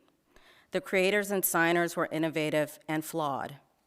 Ironically, they were tired of being oppressed, but inflicted the same, even worse, on others. This is undeniable by a history that includes 88 years of enslavement, 100 years of Jim Crow, the denial of voting rights to women and African Americans, segregation, and the displacement and destruction of indigenous peoples. These are not distant events. They remain within living memory, or just one generation removed from many Americans. Loving our country does not require ignoring these truths. In fact, confronting them is one of the most important patriotic things we can do. We cannot build a stronger future by denying our past or trying to erase history or pretend it doesn't exist or doesn't apply to us all. On July 5, 1852, Frederick Douglass challenged America to live up to its own ideals. He warned that a nation that refuses to confront injustice risks its own downfall, and declared that America has been false to the past, false to the present, and solemnly binds herself to be false to the future. 170 years later, his challenge still stands. By the time America celebrates its 300th birthday in 2076, I hope we are known as a nation where equality is no longer an aspiration, but a reality. I hope every child, regardless of race, religion, background, or zip code, has access to a quality education and is given the opportunity to succeed. I hope every citizen can vote freely, every family feels safe, and every person is treated fairly under the law. And that we, as lawmakers, create laws that embody these ideals of our founding fathers' words and call out actions that are to the contrary. As leaders, we have a responsibility to build bridges instead of barriers, and our work isn't confined to history books. It lives in the decisions we make every day and how we govern, how we serve, and how we treat one another. When America turns 300, I hope future generations will say that our generation chose truth over comfort, unity over division, and justice over indifference. I hope they will say we love our country enough to tell the truth about history and are bold enough to write a better future. Because after all, patriotism is not pretending America has been or is perfect. Patriotism is not standing up with your hand over your heart, pledging allegiance to a flag, or flying a flag outside of your home, or singing bygone songs. Patriotism is believing America is always worth improving. Patriotism is the act of loving this country enough to make it better. If we remain committed to such a vision, then America's 300th birthday won't just be a celebration of 3 centuries of history. It will celebrate 3 centuries of striving to become a more perfect union. Just a few more. Just a few more things before I turn it back to you, Mayor. I want to congratulate my colleague Liz Clark for running in the Relay for America, a super accomplishment, and it was great to see you. This past weekend, in addition to participating in the parade, which was phenomenal, I visited the exhibit at the Havre Grace Color School, and if you haven't been over there, you should definitely check it out. They have some updates, and I'm so thrilled that it's evolving and that the city is deepening its support this fiscal year. I want to say that all of the folks who lost their electricity, their power this past weekend, I hope that everybody's back on by now. I know my family was out of power for about 20 hours, and it was grueling, and we wound up not liking each other very much after those 20 hours, but the air is back on, so we're friends again. And lastly, I want to give a huge shout out to the Susquehanna Hose Company, DPW, our Department of Economic Development team, Taryn Martin, and all the committees and commissions and other staff for everything they do for our great city, and especially for the care and attention they put into the best 4th of July celebration ever. Thank you. Back to you, Mayor. Thank you very much, Councilmember Jones, and thank you for your words. We're going to go to comments from Councilmember Clark. Good evening. Good evening. Good evening, Mayor, fellow colleagues, and citizens, directors. I want to start off by saying, yes, I was fortunate enough to be able to run in the Relay for America, which, for anyone who's not aware of that, it is a initiative that started with 2 college guys in California. They ran the American flag from San Francisco all the way to DC. The flag never stopped. It ran for 20 days and 19 nights. It started June 14th, and it got to Arlington just before like 8 p.m. on the 3rd, and they ran around the track at Arlington High School for 12 hours to keep it going. So the flag truly never stopped until about 8:30 on July 4th. In total, the flag ran 3,016 miles, ran through 15 states. Across that, there was 2,619 runners. I applied to be one of those runners and was accepted. I chose to, I started the last leg, the 250th leg of the race. I ran with the Havre Grace flag on my back the entire 7 miles. I got to run with the flag. This was one of the most empowering and exciting moments that this has been a 4th of July that I will remember for forever. The group that ran with me in this race, you knew we weren't all believing the same things, very similar to some of the comments you made, but everyone referred to everyone as, fellow American, hey buddy, can I run with the flag now? We sang American songs. We knew that we were a unit and we knew we had a goal. And it was very empowering to just be around a group of people that genuinely just loved America and wanted to do a good thing and make a movement in the process. It was just an empowering movement for me. So I was very fortunate to be able to do it and represent Havre Grace, and I feel like I did a good job in that, so I'm very excited for that. The Luckiest Light event I also was able to go to this last weekend. They have a carry-on of that, To Whom It May Concern, which serves as an ongoing conversation and public letter to society, a call to reflect on disability, visibility, belonging, and the responsibility we share in building the community that where all people can thrive. On August 22nd, that's a Saturday, from 12 to 3, there's going to be a community panel there of artists and advocates to discuss this with everyone. I want to give a huge thank you to Taryn and Christy, who ran the most amazing parade with some of the most amazing floats and excitement that I've been a part of. It also would not have been able to be successful without, their supportive team, the Havre Grace Police Department, DPW, and the CERT team. And then also in that, DPW, just a huge thank you and kudos to your team, Joe, for being able to come in and clean up. And I think it's also pretty amazing that our very own mayor stepped in and helped clean up some stuff. That was pretty cool to see. I can't don't think every city can speak to that. So thank you for willing to get your hands dirty too, leading from the top. I appreciate that. And then one more thing I really want to highlight is our Susquehanna Fire Hose Company. For anyone who's not aware, there were a ton of calls the night of the storm. So just to give a little bit of perspective, today is the 6th. There have already been over 60 calls just in the month of July. 43 of those calls came over this last weekend. Those calls were responded to by just 71 firefighters, so that's a pretty low number to go to 43 calls. So some of those calls there were 3 water rescues, 2 structure damages where trees fell on houses, a carbon monoxide leak from a generator, many power lines down and on fire, amongst many other calls. I know right in front of our house, we were coming home from dinner, got caught in the storm, and there was a huge fire right in front of our house. The power line's down. They can't do much with it. They just have to sit there and watch it and, make sure it doesn't get out of control. So a huge, huge thank you to the fire department for that. And again, 71 firefighters responding to 43 calls overnight is a lot. So if anyone is interested in joining the hose company, I'm sure they would gladly take more bodies. And that is all I have, so thank you. Great. Very good. Congratulations again on carrying the American flag. That was really cool. Thank you. Thank you, I appreciate it. And we're going to go to comments from Councilmember Glenn. Thank you, Mr. Mayor and fellow council members and the citizens of Havre de Grace. First off, I want to thank everyone for your phone calls, your emails, your texts, your cards, for all your best wishes as I try to overcome hip replacement surgery.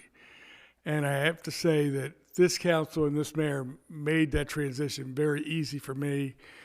They couldn't be more supportive throughout the process. I'm hoping I'm halfway there. The doctor told me I can't drive yet until August, so I'm looking forward to be able to drive a car again. But, I'm looking forward to getting back to the council full time.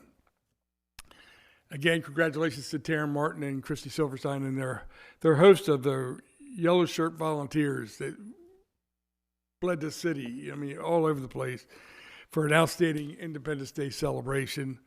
I gotta say, when I saw that huge American flag going down and leading the parade, one thing came to mind, and that was, I'm proud to be an American. And I want to personally thank every male, female that has ever served their country so that we can enjoy the freedoms that we exhibit today. And I couldn't be so proud. And with that being said, you can better believe that I'm rooting for the U.S. soccer team tonight against Belgium. I also want to send kudos out to the 5-9 family, the ambulance corps. They've had a couple of tough months. They've lost numerous members of the 5-9 family, but when it came to parade time, they were out with the misting tent. They were out handing out, bottles of water. They were out supporting their community the way they always have. And I just want to say a personal thank you to them for doing that and for always being there. Thanks to the police force. Your presence this weekend made it what could have been a tough event. You made it safe, event-free. A fun-filled event for everybody in the community. And, we couldn't have done it without you guys. Again, the DPW group and clearing that parade route. When I saw the little segment with the mayor and Joe, I said, I know we're in good hands. And you cleared it out, and those guys just came in and worked overtime. And I thank them for that. And I also thank the Susquehanna Hose Company. They didn't get a break. I talked to Scotty Hurst, and he says, man, it was insane. One call after another. And think about it, when you saw the heavy winds and the gusts, and they got a call for a water rescue, they put their lives at risk to save others. They went out in that water and didn't think twice about it. And then the day of the parade, they finally, I know House 4 was finally going to get a break, and they decided to have a crab feast, and they sat down for crabs, and the alert went off, and they went to Joppatown for Major House 4 in Joppatown. So we can't thank them enough. I recently reached out to economic development and planning for updates on economic development initiatives that are ongoing in the town. They gave me responses back. I shared those responses with my fellow council members and the mayor. And so, Jeff, I thank you and Bridget. I mean, you were right on it, and you got right back at me. I also sent out a follow-on request to Jacob Bennett. There's a little trailer. It's 1353 Old Post Road. It's as you come into the gateway of Havre Grace. It serves no purpose. It's deplorable. It's fallen down. It's in deplorable shape, but it belongs to the county. It's on county property. So I reached out to Jacob and I said, somehow we've got to get that building down and clean up the gateway, because when you come into Havre Grace, I want it to look fresh and vibrant and not that rundown trailer. So he got back to me just yesterday and said he's on it. He sent out numerous requests, so he's doing his best. So I hopefully get an answer very, very soon on that. Last but not least, special thanks go out to Liz Clark. I mean, she put us on the map, to run the last leg of the Relay for America. It had to be pretty special. And she carried with her the Havre Grace flag and carried the American flag. And, if people didn't know who Havre Grace was then, the people there that day knew, and it's because of you. Special moments like that, I can only think of one thing, and I've ended this many, many times before. It's we're proud, Grace on top. And you showed that in a huge, huge way. And thanks again, Liz, for that special moment. And with that being said, back to you, Mayor. Thank you very much, Councilmember Glenn. I appreciate it. We're going to go to comments from Councilmember Boger. Good evening. Okay, thank you, Mayor. Council, directors, citizens here with us tonight. Hey, I just want to give a couple quick shout outs. One to Ms. Danielle Wolf. She's the president of the Green Team. She had an excellent presentation, very informative. If you want a copy of that, just reach out to her. She'll give you a copy of the presentation, I'm quite sure. Fantastic presentation there. Remember the October 15th date, the Wave of Light for remembrance. Excellent presentation, ma'am. I appreciate you coming here tonight. That's near and dear to my heart for many reasons. I'll let you know now, straight up front. I want to echo all the laudatory comments that council's already been provided, so I won't belabor that. But I'm really happy to sit up here amongst these heroes, right? Except for a couple. Anyway, no, she's awesome. Add some levity to it there a little bit. So, and true enough, there was a lot that went on this weekend. I won't belabor the fact. One of the things that resonated with me is the citizens pulling together. The citizens were pulling together. The businesses had pulled together. Loss of power, loss of revenue, loss of food products. There was elderly who needed some AC, and citizens were actually kind of pulling across. Some of the unsung heroes were inviting families into their homes, myself included, and provide. I'm fortunate enough to have a little bit of power. Had some AC, had some food. I went to ShopRite earlier today, and they had lost a lot of food because once it starts to thaw, they can't refreeze it and sell it. So there's some huge losses there, and I know some businesses probably took some restaurants and so forth probably took some losses there as well. So I just kind of want to let the folks in the audience know and those at large that Havre Grace is no joke. We all pull together. A lot of communities probably do, but if you're Havre de Grace, you're part of a big family. So huge kudos there. Appreciate that. And I'll go ahead and wrap up. As I usually do, I want to thank the Susquehanna Host Company for everything they do. You hear the alarms go off, you know that the brave men and women, bless you, the men and women are out there getting it done. The police force, the EMS, fire, rescue, ambulance corps, and of course, the guys sitting right here, the first responders, right? So I appreciate that. Thank you very much. Back to you, Mayor. Thank you. Thank you, Councilmember Booker. And comments from Councilmember Ellis. Good evening. Good evening, Mayor, Council, Directors, citizens here, and that'll be watching this later on. To reiterate everyone else, just thank you, everybody, for everything this weekend. There's countless people that were involved, and I appreciate all the hard work that goes into that. As some of you know, the Independence Day celebration in Havre de Grace is why I stepped foot in Havre de Grace for the first time about 11 years ago. So I know how important it was to me and how much I loved it, and it just has a special place in my heart. We're not done with the celebrations yet. The Freedom Truck is coming to town July 8th and July 9th. I'm not sure if anyone had a chance to visit that when it was in Bel Air. I was able to take my son. It was a great time. I plan on taking him back because it was extremely crowded and we had to like hurry through kinda, and we got in like at the skin of our teeth, and they were like four people behind us got like that was the end of the line. So people were trying to like sneeze. It's cool. I believe this may be the second place in Maryland that it's going. I don't know if anybody knows it to be true, but I think it is. Lastly, I know several people mentioned the Facebook video that Joe Conway and Mayor put out. I know, so our Facebook page, the Havre de Grace, I say our Facebook, but the Havre de Grace Facebook page has a lot of action. Everybody knows that.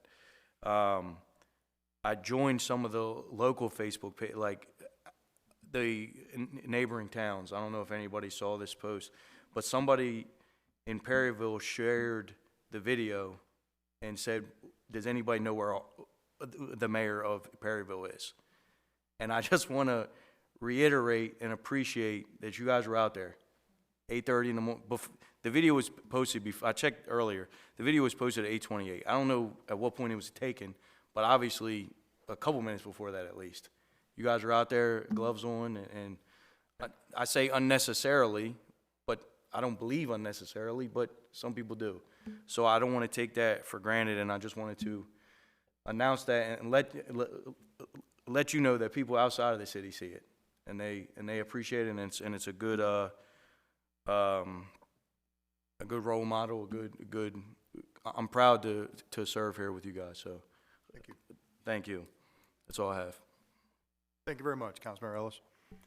And we're going to go to comments from Council President Boyer.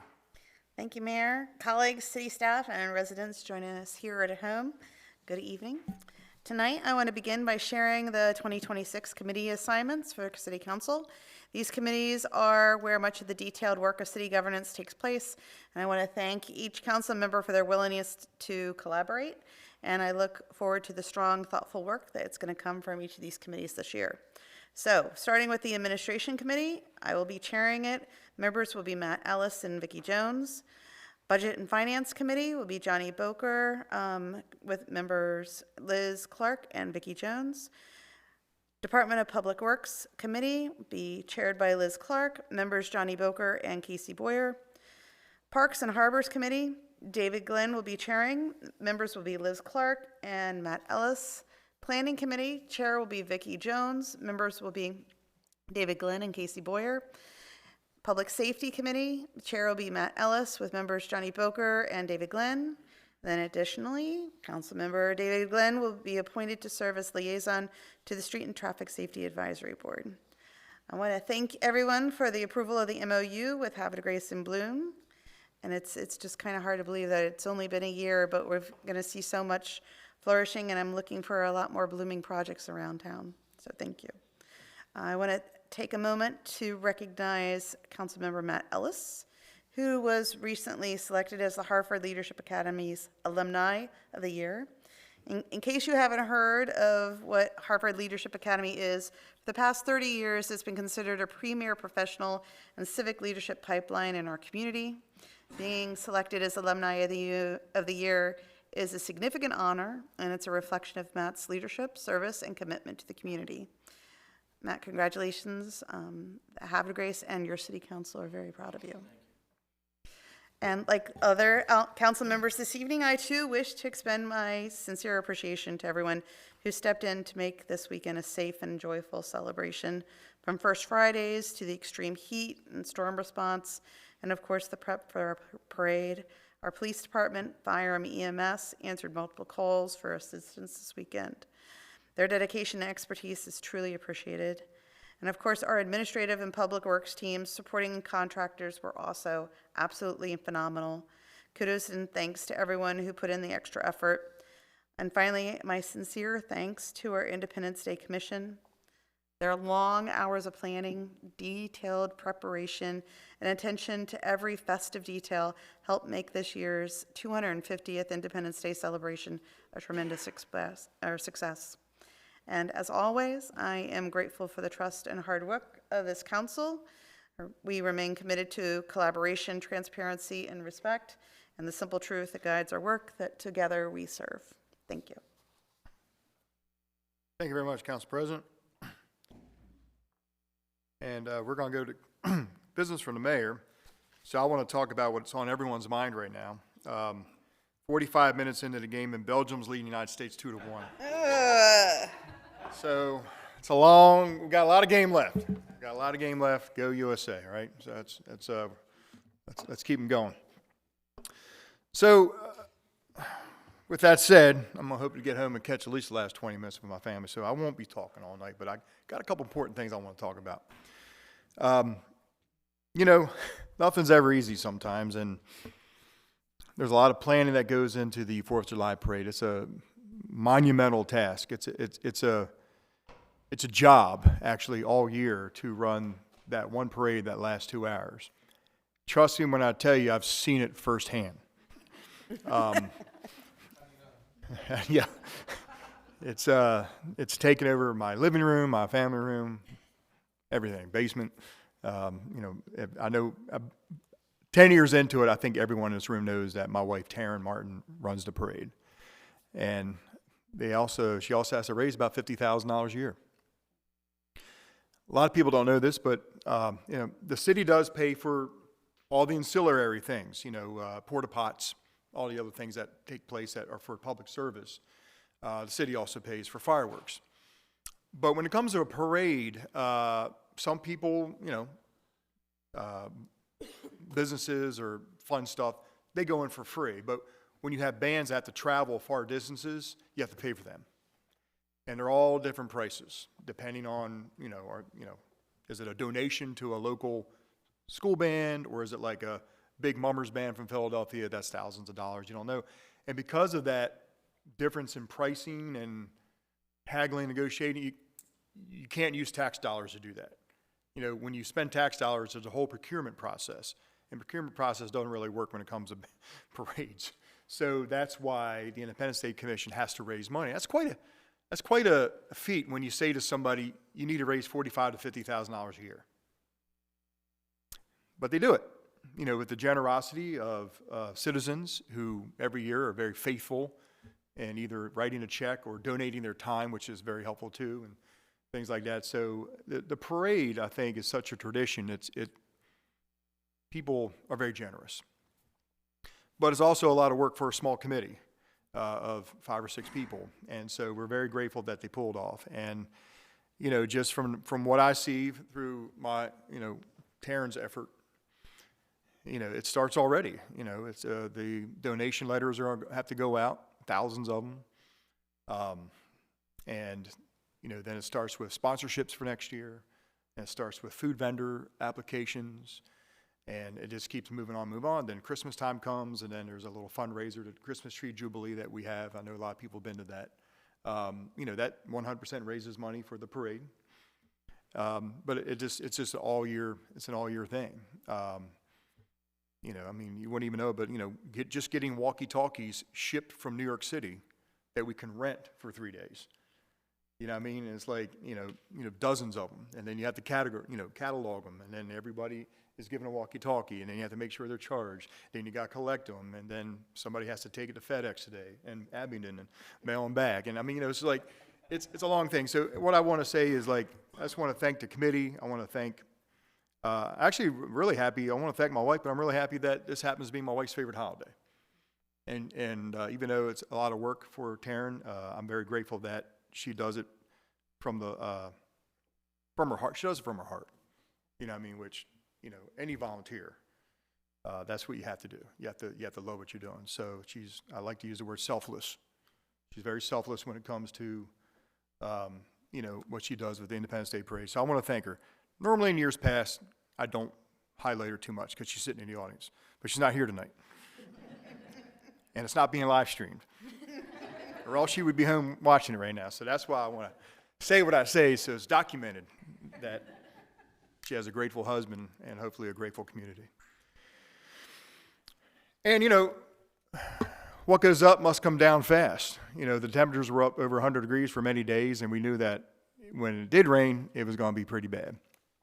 Some of the worst winds I've seen here in Havre de Grace, derecho or maybe a microburst. I didn't see any cyclonic rotation, but you know, we were out there. A lot of people saw it. It was very unnerving. A lot of tree damage, a lot of branches came down, a lot of power lines. I feel very sorry for some citizens that don't understand why they don't have power, but their neighbors across the street do, especially in this heat. It's just the way it is. You know, I think most people, have power right now, most people. But we know that it was very inconvenient for a lot of citizens to suffer this in this heat. Drove downtown after the storm. It looked like a war zone. My greatest concern was people were like, is there going to be a parade the next day? Because there was literally trees across Union Avenue. Trees. And thank you, Mr. Conaway. Joe Conaway, our director of DPW, met me here at 6 o'clock in the morning. We drove around town. We came up with a plan. The problem was, of all the days, Joe had almost an entire DPW crew coming in anyway on Sunday at 7 for the parade set up. So it was very difficult to call in everybody the night before. You can't have these people working 24 hours. So, you know, what we figured out, just limited attack in the evening just to open the roads up, and then on Sunday we knew we would clean up. But we're very grateful to the companies that JD and Hartford JD Lawn Service and Hartford Tree Service for coming in on a Sunday and prioritizing the city first. And they just went down the avenue and just chopped up everything and grinded it up. And the street sweepers, I mean, so if anybody was in the parade by 2 o'clock in the afternoon, it looked like nothing happened. But I do want to say one thing. For all the people that live on Union Avenue that always say, why does the city own all of the land up to my front door? You know, because the city right away. Well, I hope you understood when you just had a $3,000 tree removed within hours from your front yard, that you didn't have to pay for that because it's the city's responsibility when a tree falls down on city right away. So there were a lot of trees down on properties on Union, and we gobbled it up like that. So that's your taxpayer dollars at work. So city right away is a real thing. When the city has that ability to, you know, owns the land, we take care of it too. The Independence Day Committee last week went around town and hung up and nailed up 40 declarations of independence. You may have seen some of them around town, on trees down by Tidings Park Playground and down by the Lock House, just random places. Just maybe to catch people's attention about a document that for some people they haven't seen it since a history book back in high school maybe. Through an occupation of mine, I teach American history. The Declaration of Independence is something that I teach every October. And I know a lot of people are thinking right now with this past week, why didn't the Founding Fathers choose October 4th instead of July 4th? That would have been so much nicer. Better weather. It would have been cooler. You know what I mean? Instead of hot dogs and hamburgers, it would have been like, you know, pumpkin spice lattes. I mean, this would have been a better time, you know, would have been a better time of year. Everybody wearing sweaters coming out, but no, they picked the hottest time of year. But the Declaration of Independence is something that is a very fascinating document, and in my opinion, the most prolific and important political document ever written. allow me to give this a little bit of perspective on this document. Without getting into a full-blown U.S. history lesson, I know a lot of people know about the, Lexington and Concord in April of 1775, and, whenever you fire and kill, your government soldiers, there's going to be repercussions. And the Congress that met in Philadelphia in 1775, they knew that they would need to somehow defend their rights, and so they chose the only man in the room with military experience, George Washington from Virginia, in June of 1775. From that point on, Washington would move up to Massachusetts and take command of the local militia, and with help from, the Green Mountain Boys, Ethan Allen, all those guys, they brought the cannons down from upstate New York to defend Roxbury Heights. They were able to get the British to evacuate eventually to Halifax. But the question would be, over the next year, what are we going to do? Are we just showing the king that the rights of Americans are being defended? Or is there something bigger and greater about this resistance? And the king's response came in October 1775, read to the Congress by John Hancock. This was actually a response to something we call the Olive Branch Petition that was sent in 1774 by the First Continental Congress. But the king was very blunt. He said, all those in resistance and treason, if you stop and you swear allegiance to the crown, you will be met with, quote, tenderness and mercy. All those who continue your treasonous ways, you will be met with a hangman's noose and certain death. The men in the Congress heard that in October 1775, and you can't blame them. They were kind of afraid to talk about anything else but just defending their rights. Nobody wanted to talk about declaring independence because it was treason,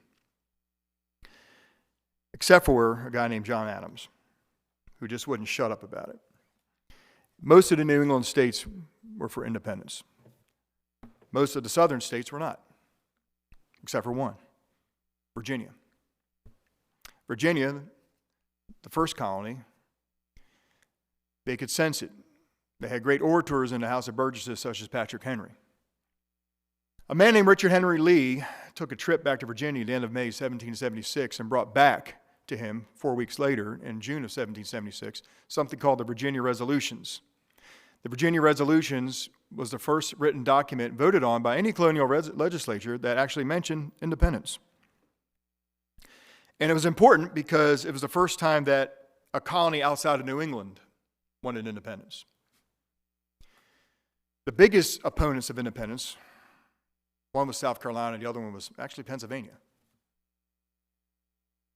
Ben Franklin was on the Pennsylvania delegation, but Pennsylvania polled. There was a lot of delegates from Pennsylvania. Pennsylvania polled against independence.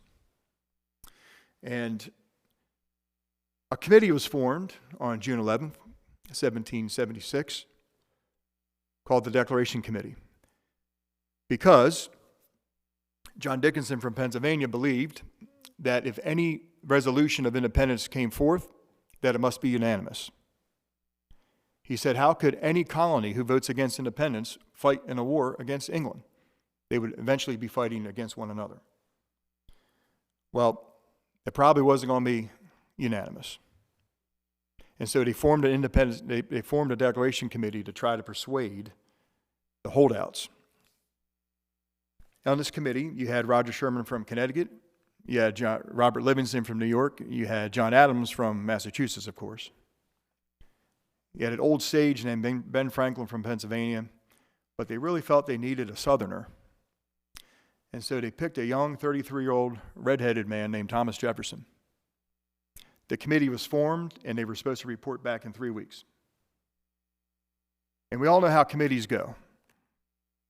You always give the youngest guy all the work. So they gave the quill to Thomas Jefferson, expecting a simple piece of paper that just would give the reasons of the declaration that would cause them to be separate. Little did they know, they picked the one guy in the room who was one of the biggest students of the 17th century philosophers such as John Locke and Montesquieu. And what they got back from Thomas Jefferson was much more than just a piece of paper talking about independence. It was a piece of paper talking about the rights of human beings in the eyes of nature and God's intention. It was way much more than what anybody thought was going to be brought back to the Congress. It was so strong, to quote Jefferson, in words so plain and so firm as to command the assent of the members of that Congress. Now, there were still holdouts. The last one was Delaware, our neighbor. Delaware had 3 delegates, Caesar Rodney, Thomas McKean, and George Reed. Unfortunately, and Delaware was actually in favor of independence. Unfortunately, Caesar Rodney had to go home back to Dover because he had cancer, leaving 2 delegates from Delaware, McKean and Reed. Whenever you have 2 delegates, you go up to senior delegate. The senior delegate was Reed. Reed was against independence. Delaware was against independence. And he couldn't get that unanimous. They had every state but Delaware. And Thomas McKean went to Dover, grabbed Caesar Rodney, dying in his deathbed, and he got on a horse, and he rode to Philadelphia on July 2nd, and he broke the tie for Delaware, and Delaware voted for independence. It was 12-0, with New York abstaining. It's an actually fascinating document. Probably the most important word is right in the beginning, the unanimous declaration of the 13 United States. How hard it was to get all 13 colonies, and eventually New York would vote yes. How hard it was to get all 13 colonies to vote yes. And they put their signatures to a document that would guarantee their death. I mean that. I mean, it was no joke. I mean, you're signing a letter of treason and you're sending a copy to the King of England, when he already told you back in October the previous year, if you don't stop, you're going to be hung. These were the 1% of the population. What I mean by that is less than 1% of the population had college educations back then. They didn't really have to declare independence. Most of these men thrived under British rule. You had the British Army and Navy and legal system to protect your property, protect your trade. You're part of one of the wealthiest countries in the world, strongest navies, strongest armies, the most dependable monetary unit, the British pound. Why would these wealthy men want to risk it all, their lives, their property? Even if they won independence, what would it look like? What would we trade on for currency? Who would protect us? I agree with Councilmember Jones. These men were flawed, but they were a product of their environment in 1776. A lot of times, I mean, they're all different. You couldn't have any more different 55 men in one room than these guys. They all had different backgrounds. They meant well. Even Thomas Jefferson wrote a clause in the Declaration of Independence that condemned slavery. Did you know that England did not allow slavery in England, but the British king allowed it in America, and that's what he was condemning him for? Basically, why did you allow it here? But we don't know about that phrase. I mean, we know about it because it's on Jefferson's original script that's in the archives, but it was removed before they voted on it because some southern states couldn't vote for it because of their economy. Flawed men, 55, in a room, risking their lives, their fortunes, and their sacred honor for an idea. Tonight, in honor of America 250, I think that it's very appropriate for our elected council, as well as the men and women on the dais, remember these words. In Congress, July 4, 1776, the unanimous declaration of the 13 United States of America. When in the course of human events, it becomes necessary for one people to dissolve the political bands which have connected them to another, and assume among the powers of the earth the separate and equal station in which the laws of nature and nature gods entitle them. A decent respect to the opinions of mankind requires that they should declare the causes which impel them to the separation. We hold these truths to be self-evident. that all men are created equal, that they are endowed by their Creator with certain unalienable rights, that among these are life, liberty, and the pursuit of happiness. That to secure these rights, governments are instituted among men, deriving their just powers from the consent of the governed. That whenever any form of government becomes destructive at these ends, it is the right of the people to alter or to abolish it, and to institute new government, laying its foundation on such principles and organizing its powers in such form as to them shall seem most likely to affect their safety and happiness. Prudence, indeed, will dictate that governments long established should not be changed for light and transient causes. And accordingly, all experience has shown that mankind are more disposed to suffer, while evils are sufferable, than to right themselves by abolishing the forms to which they are accustomed. But when a long train of abuses and usurpations, pursuing invariably the same object, evinces a design to reduce them under absolute despotism, it is their right, it is their duty to throw off such government and to provide new guards for their future security. Such has been the patient sufferance of these colonies, and such is now the necessity which constrains them to alter their former systems of government. The history of the present King of Great Britain is a history of repeated injuries and usurpations, all having in direct object the establishment of an absolute tyranny over these states. To prove this, let facts be submitted to a candid world. He has refused his assent to laws, the most wholesome and necessary for the public good. He has forbidden his governors to pass laws of immediate and pressing importance unless suspended in their operation till his assent should be obtained, and when so suspended, he has utterly neglected to attend them. He has refused to pass other laws for the accommodation of large districts of people unless those people would relinquish the right of representation in legislature and right inestimable to them and formidable to tyrants only. He has called together legislative bodies at places unusual, uncomfortable, and distant from the depository of their public records for the sole purpose of fatiguing them into compliance with his measures. He has dissolved representative houses repeatedly for opposing with manly firmness his invasions on the rights of people. He has refused for a long time after such dissolution to cause others to be elected, whereby the legislative powers, incapable of annihilation, have returned to the people at large for their exercise, the state remaining in the meantime exposed to all dangers of invasion from without and convulsions within. He has endeavored to prevent the population of these states, for that purpose obstructing the laws of naturalization of foreigners, refusing to pass others to encourage their migrations hither, and raising the conditions of new appropriations of lands. He has obstructed the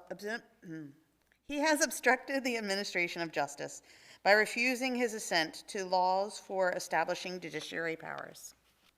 He has made judges dependent on his will alone for the tenure of their offices and the amount and payment of their salaries.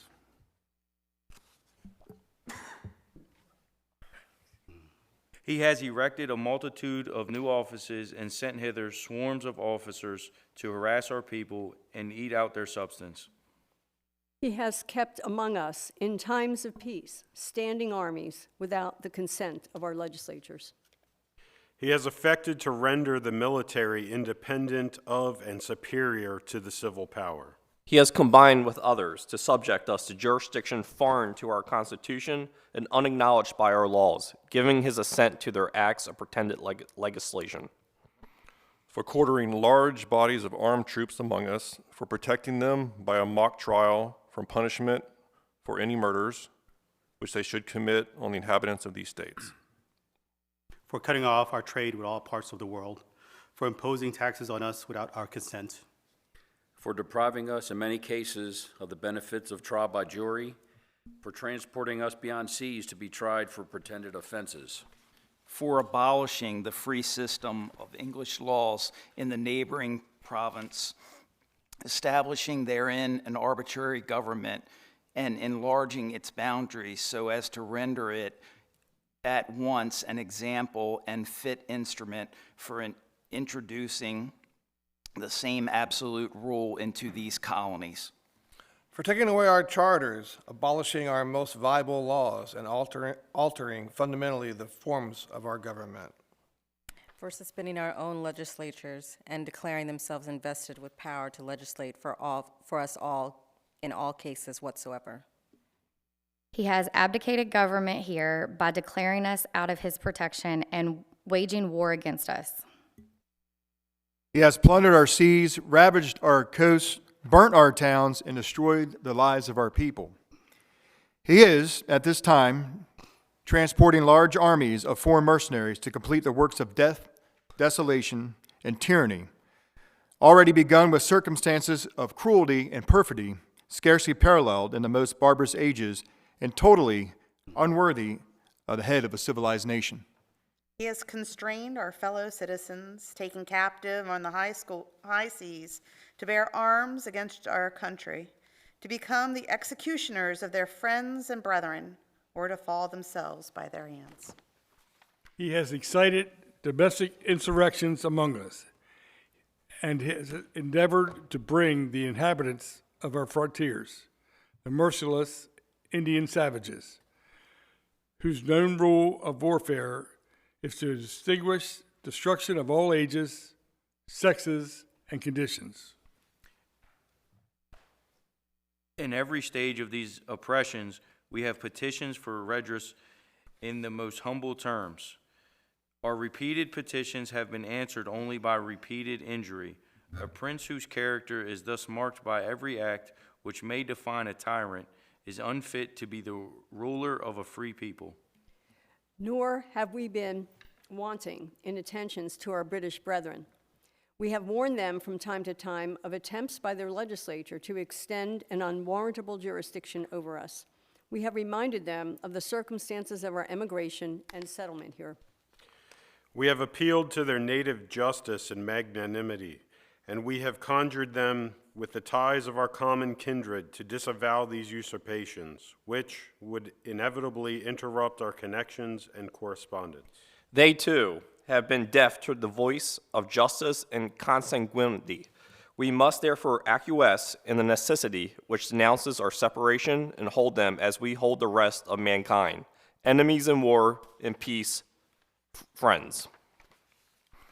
We therefore, the representatives of the United States of America and General Congress assembled, appealing to the Supreme Judge of the world for the rectitude of our intentions, do, in the name and by the authority of the good people of these colonies, solemnly publish and declare that these colonies are and of a right ought to be free and independent states, that they are absolved from all allegiance to the British Crown, and that all political connections between them and the state of Great Britain is and ought to be totally dissolved.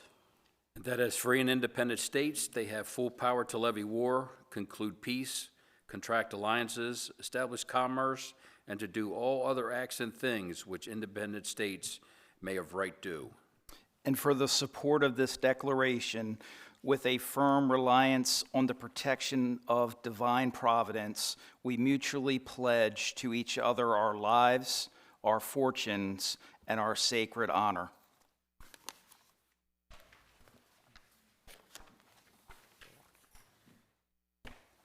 So mote it be. Thank you very much, everybody, and thank you for everybody in the audience and at home for allowing us to read those words that I believe need to be read 250 years later. Happy birthday to the United States of America. Council, I have a motion to adjourn. So moved. Second. I have a motion by Councilmember Boker, second by Councilmember Glenn. All those in favor say aye. Aye. All opposed say nay. Motion to adjourn carries 6-0 in the affirmative. The time is now 9:14. Thank you very much, everybody, and we will see you back here on July 20th. Thank you.